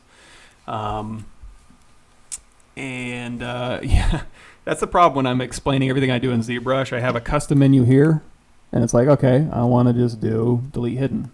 But for you guys, it's tools, geometry, modify topology, delete hidden, and having to say all that, it's kind of a pain. But Dynamesh will keep your poly paint. Just make sure you have colorize turned on when you Dynamesh. If you have it turned off, it will forget your poly paint. Okay, so we got this here, and actually I don't really need her underwear anymore. That was just kind of just to have variance here. Oh yeah, it's 2 pieces. So now that she got her tech suit on, probably you won't see her underwear underneath her tech suit, but it's there if we need it. And I could keep it on if we are going to keep that thickness. That'll keep me honest to make sure it's thick enough. But usually underwear is such a small or thin fabric, it really doesn't make all that much difference.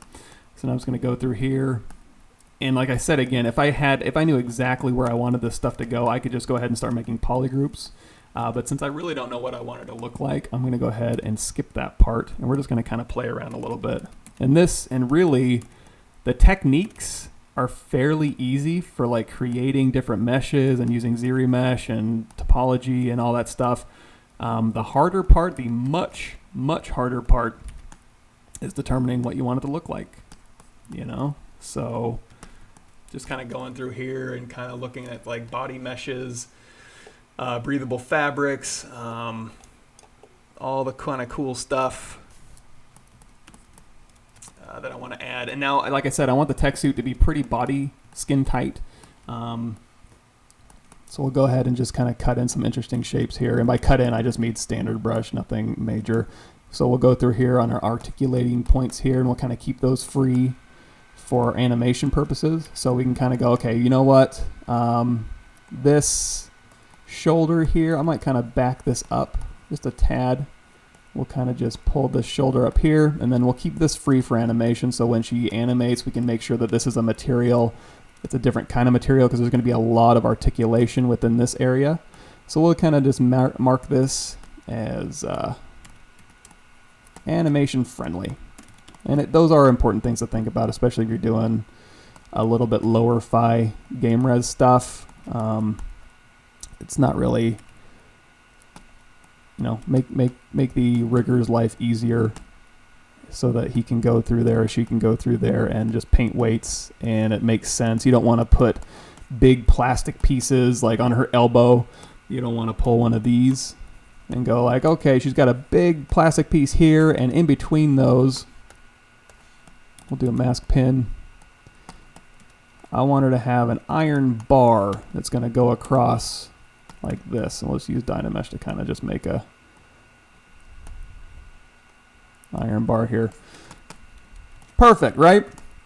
Except when you go to animate that, and it's like, well, is that iron bar made out of rubber now? Because there's no way to weight this thing in a way that makes sense. Obviously, that's not going to work, but you would be surprised how often, and I'm guilty of this too, I'm not saying I'm any different, but how often, even in AAA games, you will find a lot of areas where they will put a big fat piece of metal or plastic in a place where obviously in real life that is not going to work, and it looks really painfully obvious when you get in game.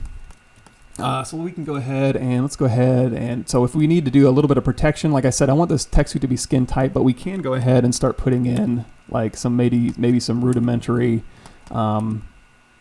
protection here. Like if she gets shot, we can kind of start armoring up any places where, and if we want to, let's go to clay brush. You can use clay buildup with the square alpha, or you can change this to a round alpha if that works a little bit better for you. Usually on clay buildup, depending on what I'm making, if it's organic, I'll change it to a round alpha. If it's like rocks or armor, I'll change it to keep it square. But I also like to use clay brush with an alpha, and then maybe crank up the intensity a bit, or put it back up at 50 since I dropped it down earlier. So you can kind of go, okay, you know what? I want this to kind of be maybe a plastic piece here. And anything where the body bends, you're going to want to keep, you know, just like your rib cage, just like your skeleton underneath. This can all be rigid, just where your rib cage is. But then all this stuff through here over your pelvis here is going to need to be pretty articulatable. So you're going to want to put a material in here that obviously can bend and is padded or rubberized, that type of thing. I think, and like I said, I do it all the time. Don't go back right now and look at my ArtStation page, because you will see areas where I put, you know, big metal plastic things right in here and along the knees, and you know, that's just something that happens. But try and keep in mind the poor animators. And usually your animation team will kind of point those things out as well. And the people who are in charge of rigging and waiting, if it's not you, will usually, that'll be part of the approval process when it comes to design. And you should always be designing with other departments in mind. You don't want to design in a vacuum. You can make all the cool stuff in the world in Photoshop, but once it gets, in game, you're going to have to make a bunch of changes. So all that time you spent getting approvals and making it all great in Photoshop didn't mean anything once you started doing production work. So production needs to happen step one. Now, when you're doing thumbnails and stuff, maybe that's not necessarily true, but it needs to happen faster than I've seen it happen a lot of times in production, which is way too late. Okay, so we got these pieces here. We can break these pieces out. These pieces I'm going to keep nice and breathable. And then these pieces can be hard or articulated. We can armor this up. You know what? I'll keep this kind of maybe ribbed through here. I'm just trying to look for interesting shapes. We can keep this like a shell. We can go ahead and shell this up. I'm going to go ahead and grab my inflate brush. We'll inflate this a bit just to kind of make sure she has enough armor right over where her, vital organs are, is where you want to put that stuff. You can also start thinking about like maybe where you want to plug in hoses.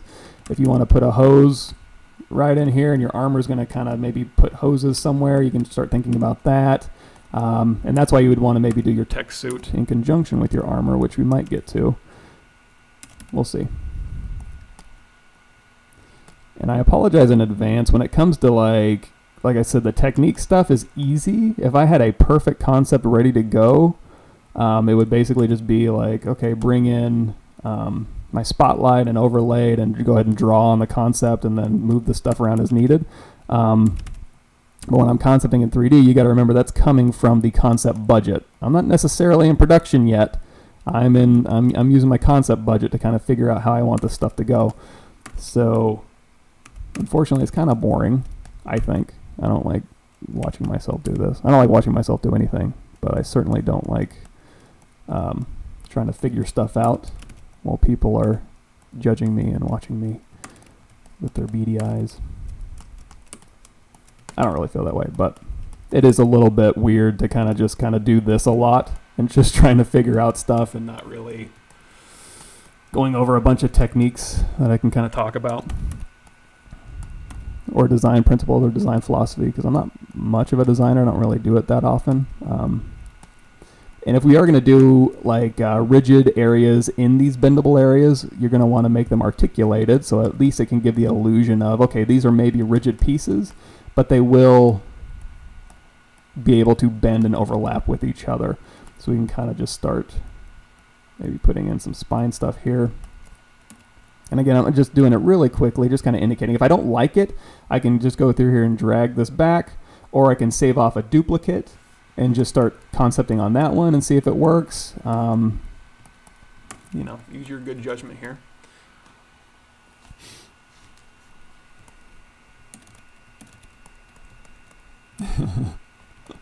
I do never get time to sketch out my stuff in 2D.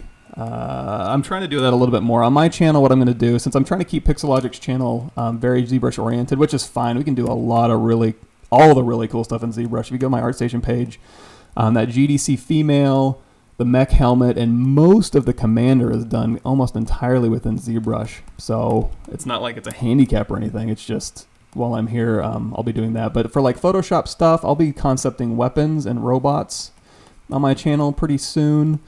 I'm trying to get my military guy. If you guys missed that, we were sculpting on my channel. We're kind of doing maybe two different factions. We've got this guy here, which is, we're going to make him just like straight up BDUs and tank tops and vests and straps and pulleys and all that good stuff. And then here with her, we're going to be doing a little bit more clean, refined sci-fi trope kind of stuff.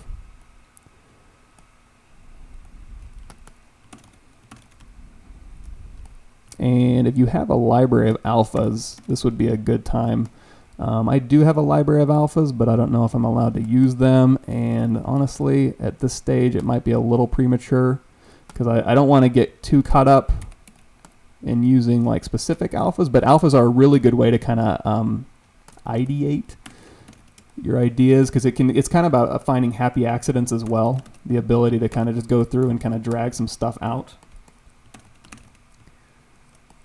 and kind of just take some shapes that you normally maybe wouldn't use. Like maybe you have a shape of a blender or something and you want to bring that in and just kind of start stamping it everywhere or rolling it everywhere, and it might give you some good ideas to kind of be like, oh, you know what, that does a cool thing. But yeah, on my channel we'll do a lot more brainstorming, a lot more, well, not a lot more, but a little more Photoshop work. But here, yeah, we can go ahead and keep this rigid here. If this is, okay, this is a good point. So if this armor was fitted to her perfectly, like just her, like she goes to her tech suit closet and it's just her clothing that was tailored to her exactly, this area in here could be pretty rigid. If it's going to be a one-size-fits-all type deal, any places where there could be, you know, small, medium, or large people, you know, you might want to keep that fabric expandable and then use armor to kind of cover this up. I'll kind of leave that up to you guys. But we'll go ahead and, I'm not sure what I want to do with the material in here yet. We can make that metal, we can make it a shell, we can make it expandable and breathable. This needs to be articulated through here, so we could kind of maybe shell this up here.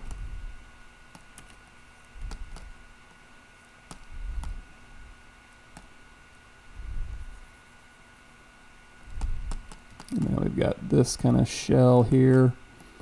And let's see how late we're getting.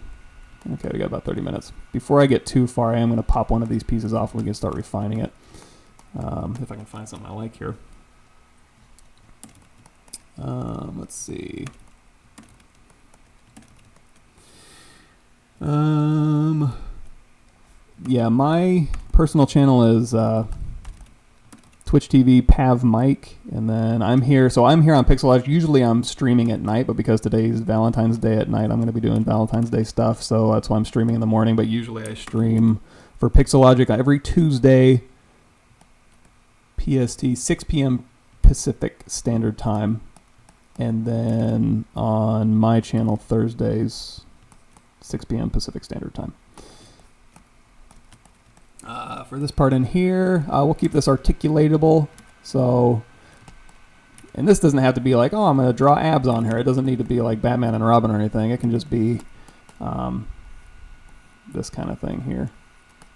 Or whatever, it doesn't really matter. And we could do panel loops all day long for this type of stuff. I'm just kind of throwing it in here to kind of indicate what I maybe want it to look like, because I'm not quite sure yet. It's not about knowing exactly what I want at this point. It's more about just trying out some ideas here. And this is the type of thing where I might have some reference up of like some motorcycle gear, some paintball gear, some sci-fi stuff, and then I'll put on Star Trek The Next Generation and or some audio books and just go crazy and just kind of try some different things. So I'm not usually trying to think with one part of my brain about how do I entertain an audience with my amazing design skills. So tech suit here, and we can kind of go, we'll keep this, you know what, I don't want to put like plastic underwear on her, so maybe I'll kind of stop that here, and we'll keep the rest of this articulated. So we'll kind of just go, you know what, maybe this is a little bit more rigid.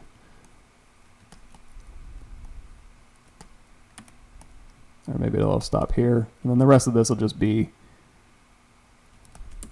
mesh. And then of course you can cut your mesh up into different pieces here. We can try going around the femur here. Cut in some boots. And you can use mask and inflate as well, if you want to. You can also use polypaint if you want to. You can go through here, and instead of doing a bunch of sculpting, you can just go through here.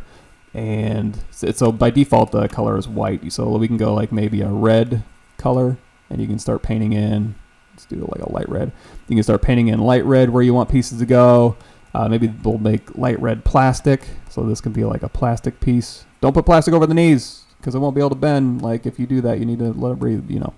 And then you can change it to a blue. And it's like, okay, you know what? This needs to breathe through here, so we can very quickly determine, okay, this can be plastic, but it'll have to float a little bit. And then this can be plastic, but this needs to be breathable. And then you could just give kind of color code different areas for what you want to do if you just want to kind of paint. And also you can go in here and just kind of draw as well. It's like, you know what is this going to look like? Now when you go to start sculpting, you can knock these colors back just by going to a white, drop your RGB intensity down, do a color fill. You just kind of knock those back a bit. You could also do a polygroup by, let's see where we're at. Polygroup by polygroup from Polypaint, and it'll take all your different color poly paints and turn them into a polygroup, and then you could do a panel loops or extract or Z-remesh those with keep groups on and get nice panels going that way. What else? So many different ways you could attack this, but I'm just going to go ahead and turn colorize off, and we'll just continue kind of, so articulating this will kind of go through here. What's something else I could put on here? We can also, so she's got a kind of a big neck thing here, so this will kind of have to be a floating thing unless we go through here and kind of start cutting in points of articulation in this here, kind of protecting her neck here, and then she'll have a nape protector and stuff when we get to the helmet and stuff. Let's see, go down to the front here. Her knees, this is pretty skin tight, so I'm just going to go through here and kind of smooth out this so it doesn't look like it's got some thickness to it. And then we can kind of just maybe, let's turn on lazy mouse here and kind of cut in something interesting along the side here. So this comes down, and that can be, I don't know, like, you know, if you're going to be putting like big thigh armor on, maybe this could have some plastic attachments or some metal attachments here, or it could just be nice reinforced. So if you get hit, areas you want to get hit a lot, you're going to want to have them reinforced. You could get hit in here a lot, but your body has to be able to move, so you got to kind of pick and choose your battles there. If you want to be flexible and mobile, you know, we'll keep this. And I'm just kind of putting these shapes in here to kind of indicate standard brush. I'm holding down Alt. Looks like I accidentally switched those two. Anyway, that's fine. So we can kind of rib this. We'll turn that into a swoop. And we'll go through here and kind of build this up.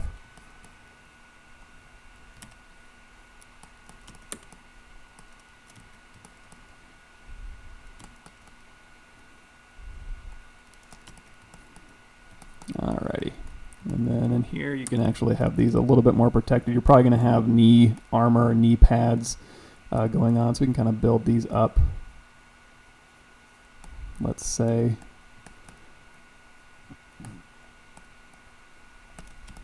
and then shin armor here, so your tibia is going to make this nice clean shape. I usually like to follow that in my design as well.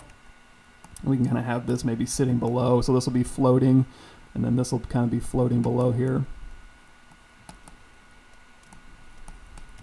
So we kind of armor this piece up, and maybe this will go across here. And then for the ankle, we can pull this. You know what? We'll keep that separate. When we get into boots as well, boots are really fun to make. In fact, if you go to my YouTube channel, just Google Pavlovich YouTube channel or my Gumroad. There's a boot tutorial on ZBrush Central. There's my boot tutorial as well. It has video as well as a follow along JPEG, so you can kind of tell what I'm doing. And I don't know. I think it's a fun tutorial. That was a fun one to kind of put together and make. It's basically how to make the Commander boot on my ArtStation page. And we'll be doing a bit of that here. How's everybody doing? Let's see. Did I miss any questions here? I need a way to filter questions out so I can kind of look over quickly. I'm not sure how to do that though. I'm kind of new to Twitch, so all that kind of stuff is foreign to me right now. Got to learn a little bit at a time.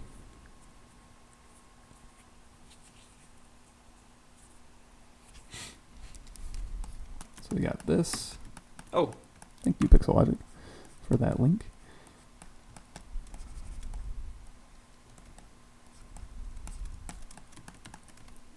Okay, we got about 15 minutes here. Let's see if I can't at least pop a piece off. We can talk a little bit about hard surface. So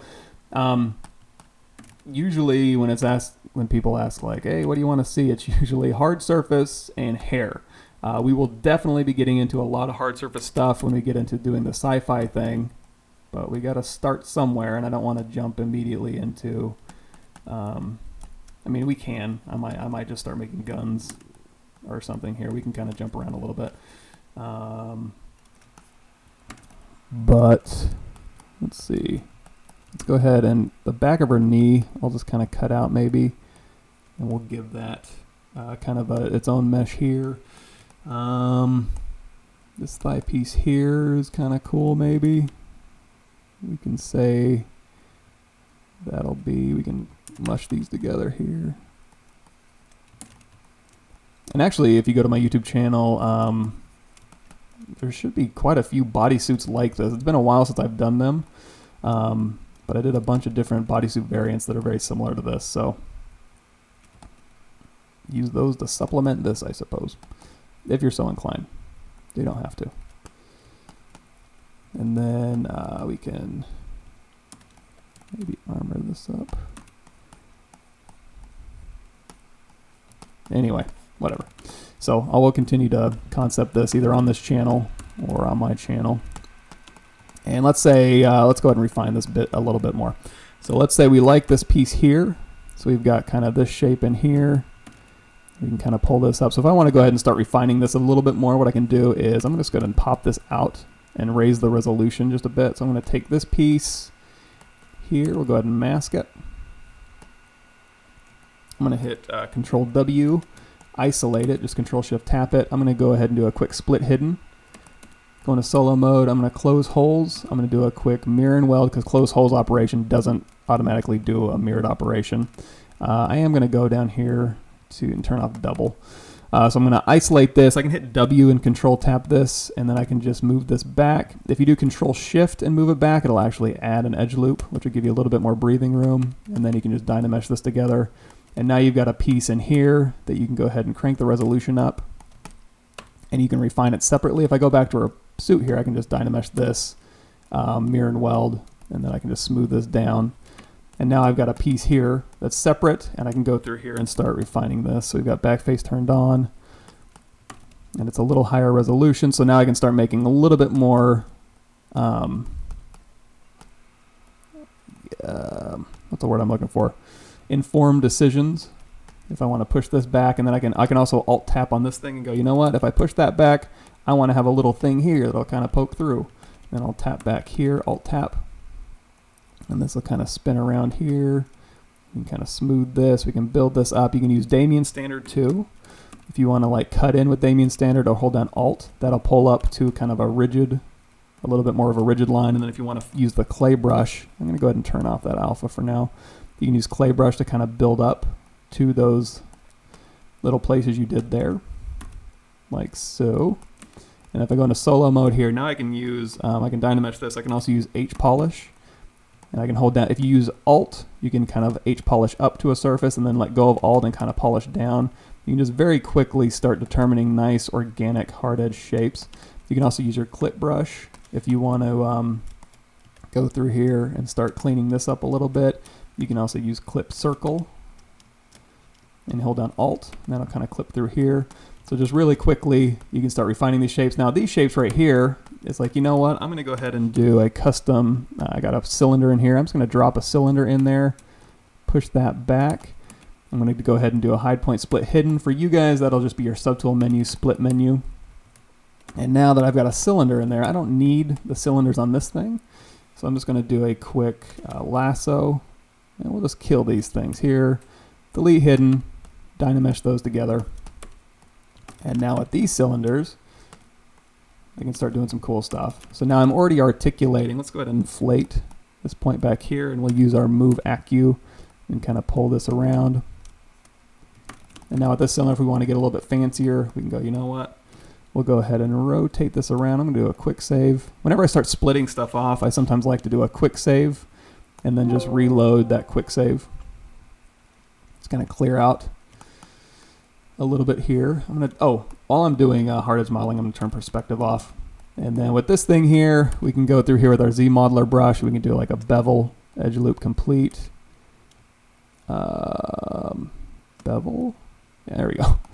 We can kind of bevel this down. We can take this one. We can do an inset polygroup island, and that'll just take this green one and inset it. Let's go ahead and do region. We can inset this, and then we can take this Q mesh polygroup all and kind of push this back. And if we go and do a crease PG, so crease polygroups in your crease menu, geometry crease, we can hit D. That'll be our dynamic subdiv, and now we can kind of have like a little articulated piece that we can kind of work around. So again, just kind of, but you know, I wouldn't do it that early necessarily. I mean, I could keep it like a crusty, sculpty cylinder until I'm ready to really replace it. But if you're confident that that's what you want to do, you can go ahead and put that in there, and then we can go through here and kind of say, you know what, let's go ahead and like pull this out and give this like a little eyebrow. This it can kind of fit into. We'll take this and kind of move it in like so. Use our clay brush here and just continue refining. You can still go through here and start cutting in more things, or we can just get the basic shape in and retopologized, and then we can make more decisions on like, okay, do we want to go through and do a bunch of different cuts and panel loops and all that good stuff here. Let's go ahead and take a big standard brush here. Let's turn that intensity down, and we'll turn our lazy mouse on just by tapping L and kind of put a ridge down the middle of here. Go into solo mode, grab your H polish, hold down Alt, kind of polish these surfaces. Now, if I really want to start refining this for real, there's a couple different ways I could do that. How much time I got? I got 10 minutes. Perfect. So we'll go ahead and do that. Let's say I'm really in love with this shape. I'm not, but let's pretend. So at this point, you know, and I still could go in here and be like, oh, what is, turn off lazy mouse here. What is all this? What if I want to do this and put in here and then maybe put a bunch of bolts in here like so? Who knows? But let's say right for now, I want to just kind of refine this shape. This is a really, a shape that's really speaking to me. Just to give you guys something to kind of end on here. So just really quickly, what I can do, let's clean this up, is first thing I want to do is make sure when I go in to retopologize this thing, I know exactly where I want my lines to be. So I'm going to use a little bit of H polish to kind of dictate, you know, I want this to be a surface and this to be a surface, this to be a surface. I'm going to go ahead and do an insert, a Z-sphere here, and I'm just going to have my Z-sphere in that piece showing. Go on X. We can shrink it down as long as it's out of the way. It's okay. If you want to, you can also go in here and kind of move this into the mesh if you can. But like I said, if you just shrink it down and pull it out of the way, it shouldn't really interfere with you that much. Let's go ahead and matte cap pearl it. Go to medium gray, density of 1, edit topology, and now I can really quickly start going through here. Earlier in the video, we went over where all that Z sphere stuff is. So check that out when it's available. And basically it's just in your, when you have a Z sphere selected, at the bottom of your tool menu you have adaptive skin and topology, and that's where all of these items are right in here. Or you can go to my Gumroad and download my custom menu if you don't want to make your own. Like I said before, it's not a great custom menu, but if you insist on checking it out, by all means, it's all yours. So we'll go through here. And just really quickly. Now, you could do a poly group of this front face and have Z-Remesh do the heavy lifting. It's something you got to kind of feel out. I really don't like that. There we go. But for the ultimate in surface control, I do like to use Z-sphere topology. And really, it goes pretty quick. You know, putting these points exactly where you want, increasing these lines exactly where you want. Now switching between draw mode. Boy, I did a terrible job keeping these things even. So I'm going into draw mode, which is Q, and then W mode, which is move, and just switching between those. Now at this point I can ask myself, do I want to go through here and add thickness, or do I want to add thickness with my Z-sphere topology? We can do that. So if I hit A, you're going to see we have an adaptive skin. If I go into my skin thickness, let's go ahead and do it here. Way down here, we have our adaptive skin, and we have topology. If you go to topology, you're going to see a skin thickness. You can crank that up, and then hit A again. You're going to see it go skin thickness this way. If you go negative, you can do skin thickness. Oh, very touchy. Skin thickness this way. Generally speaking, though, I usually keep that at 0. Hit A for my adaptive skin. Say, okay, that adaptive skin looks fine. Make it, and then just use Q mesh to give me topology.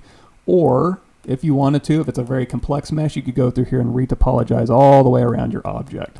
This one's not overly complex, so I'm just going to go ahead and do make adaptive skin, insert skin Z-sphere. I don't need the Z-sphere anymore. I can, if I want to, like retopologize something else, I could bump it down, just show these two. I can go through here. I can go delete topology, make sure edit topology is on, and just start retopologizing immediately. So I can use the same Z-sphere for retopologizing multiple objects, but in this case, don't want it. So we got our skin Z-sphere here. We have our original mesh here. If I want this as reference, as like where to crease things, I can throw this up here, and I can do Shift S, different views, Shift S. It's just basically doing a screenshot just to make sure I know where I'm creasing this thing. And then we've got our skin Z-sphere here. So let's go ahead and we'll just show these two pieces here. So I can go through here, QMesh, polygroup all. We'll pull this back. Oh, you know what? Did it do something weird? Oh, did it give me... turn off double. Yeah, it gave me lamina faces. When I turn on skin thickness, I might have had a very small value. Okay, so what I'm going to do is look... We'll fix this. I'm going to look right at the object with my camera like this, and we're going to go to polygroups, and we're going to group front. So now we've got a polygroup on the front, the polygroup on the back, and I'm just going to Control-Shift-Click these front polygons here, I hope. Maybe. Let's see. Maybe Control...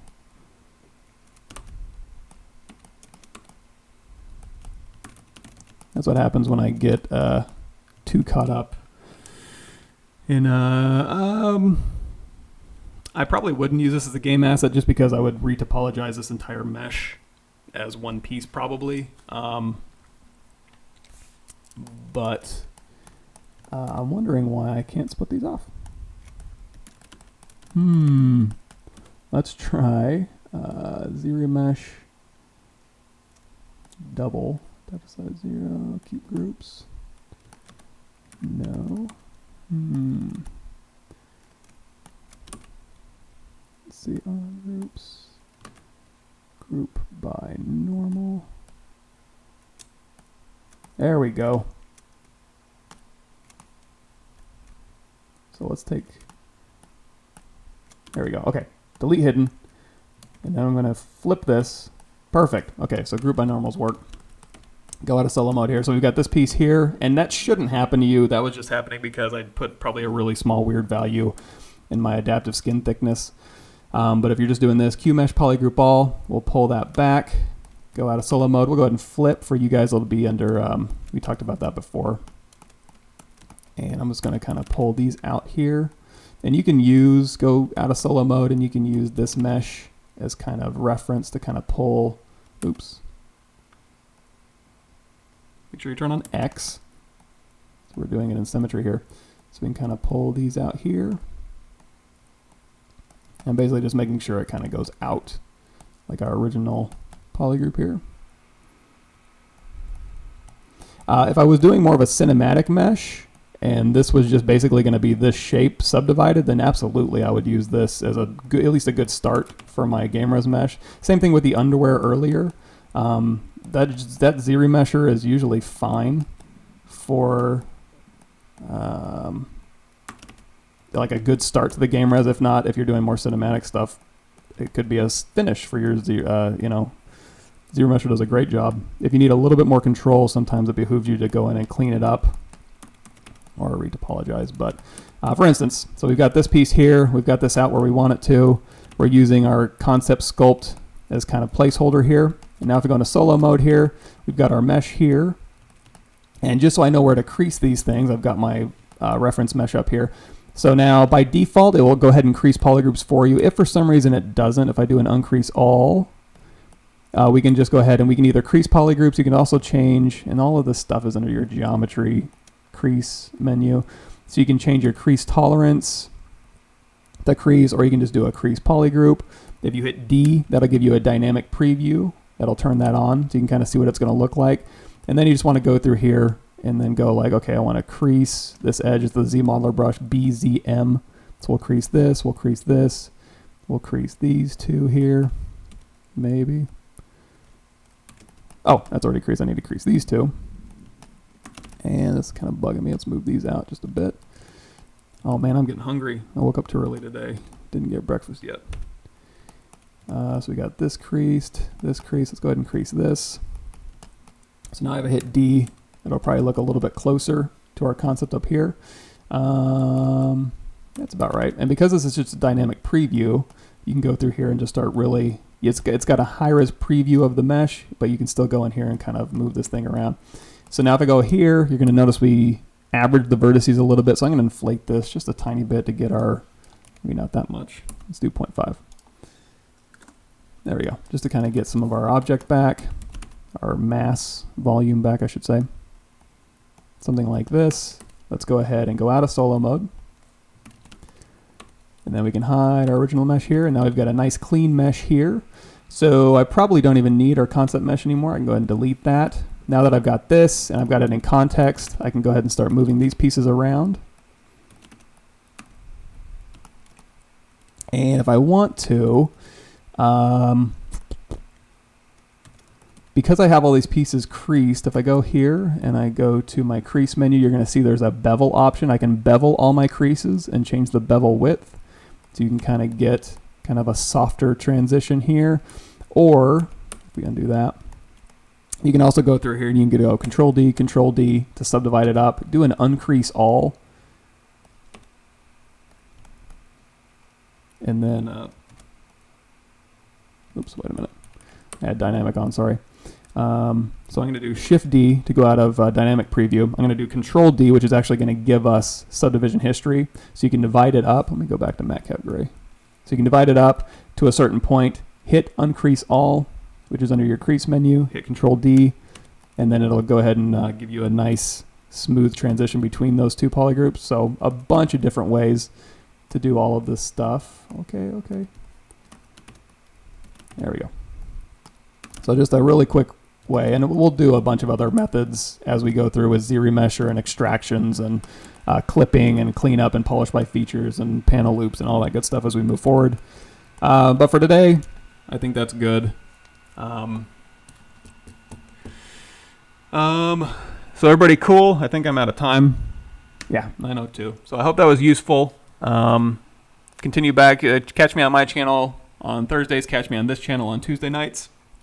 Go to my YouTube channel, Gumroad. I have a ton of this type of thing on there that goes step by step and is a little bit slower than me just yelling it at you.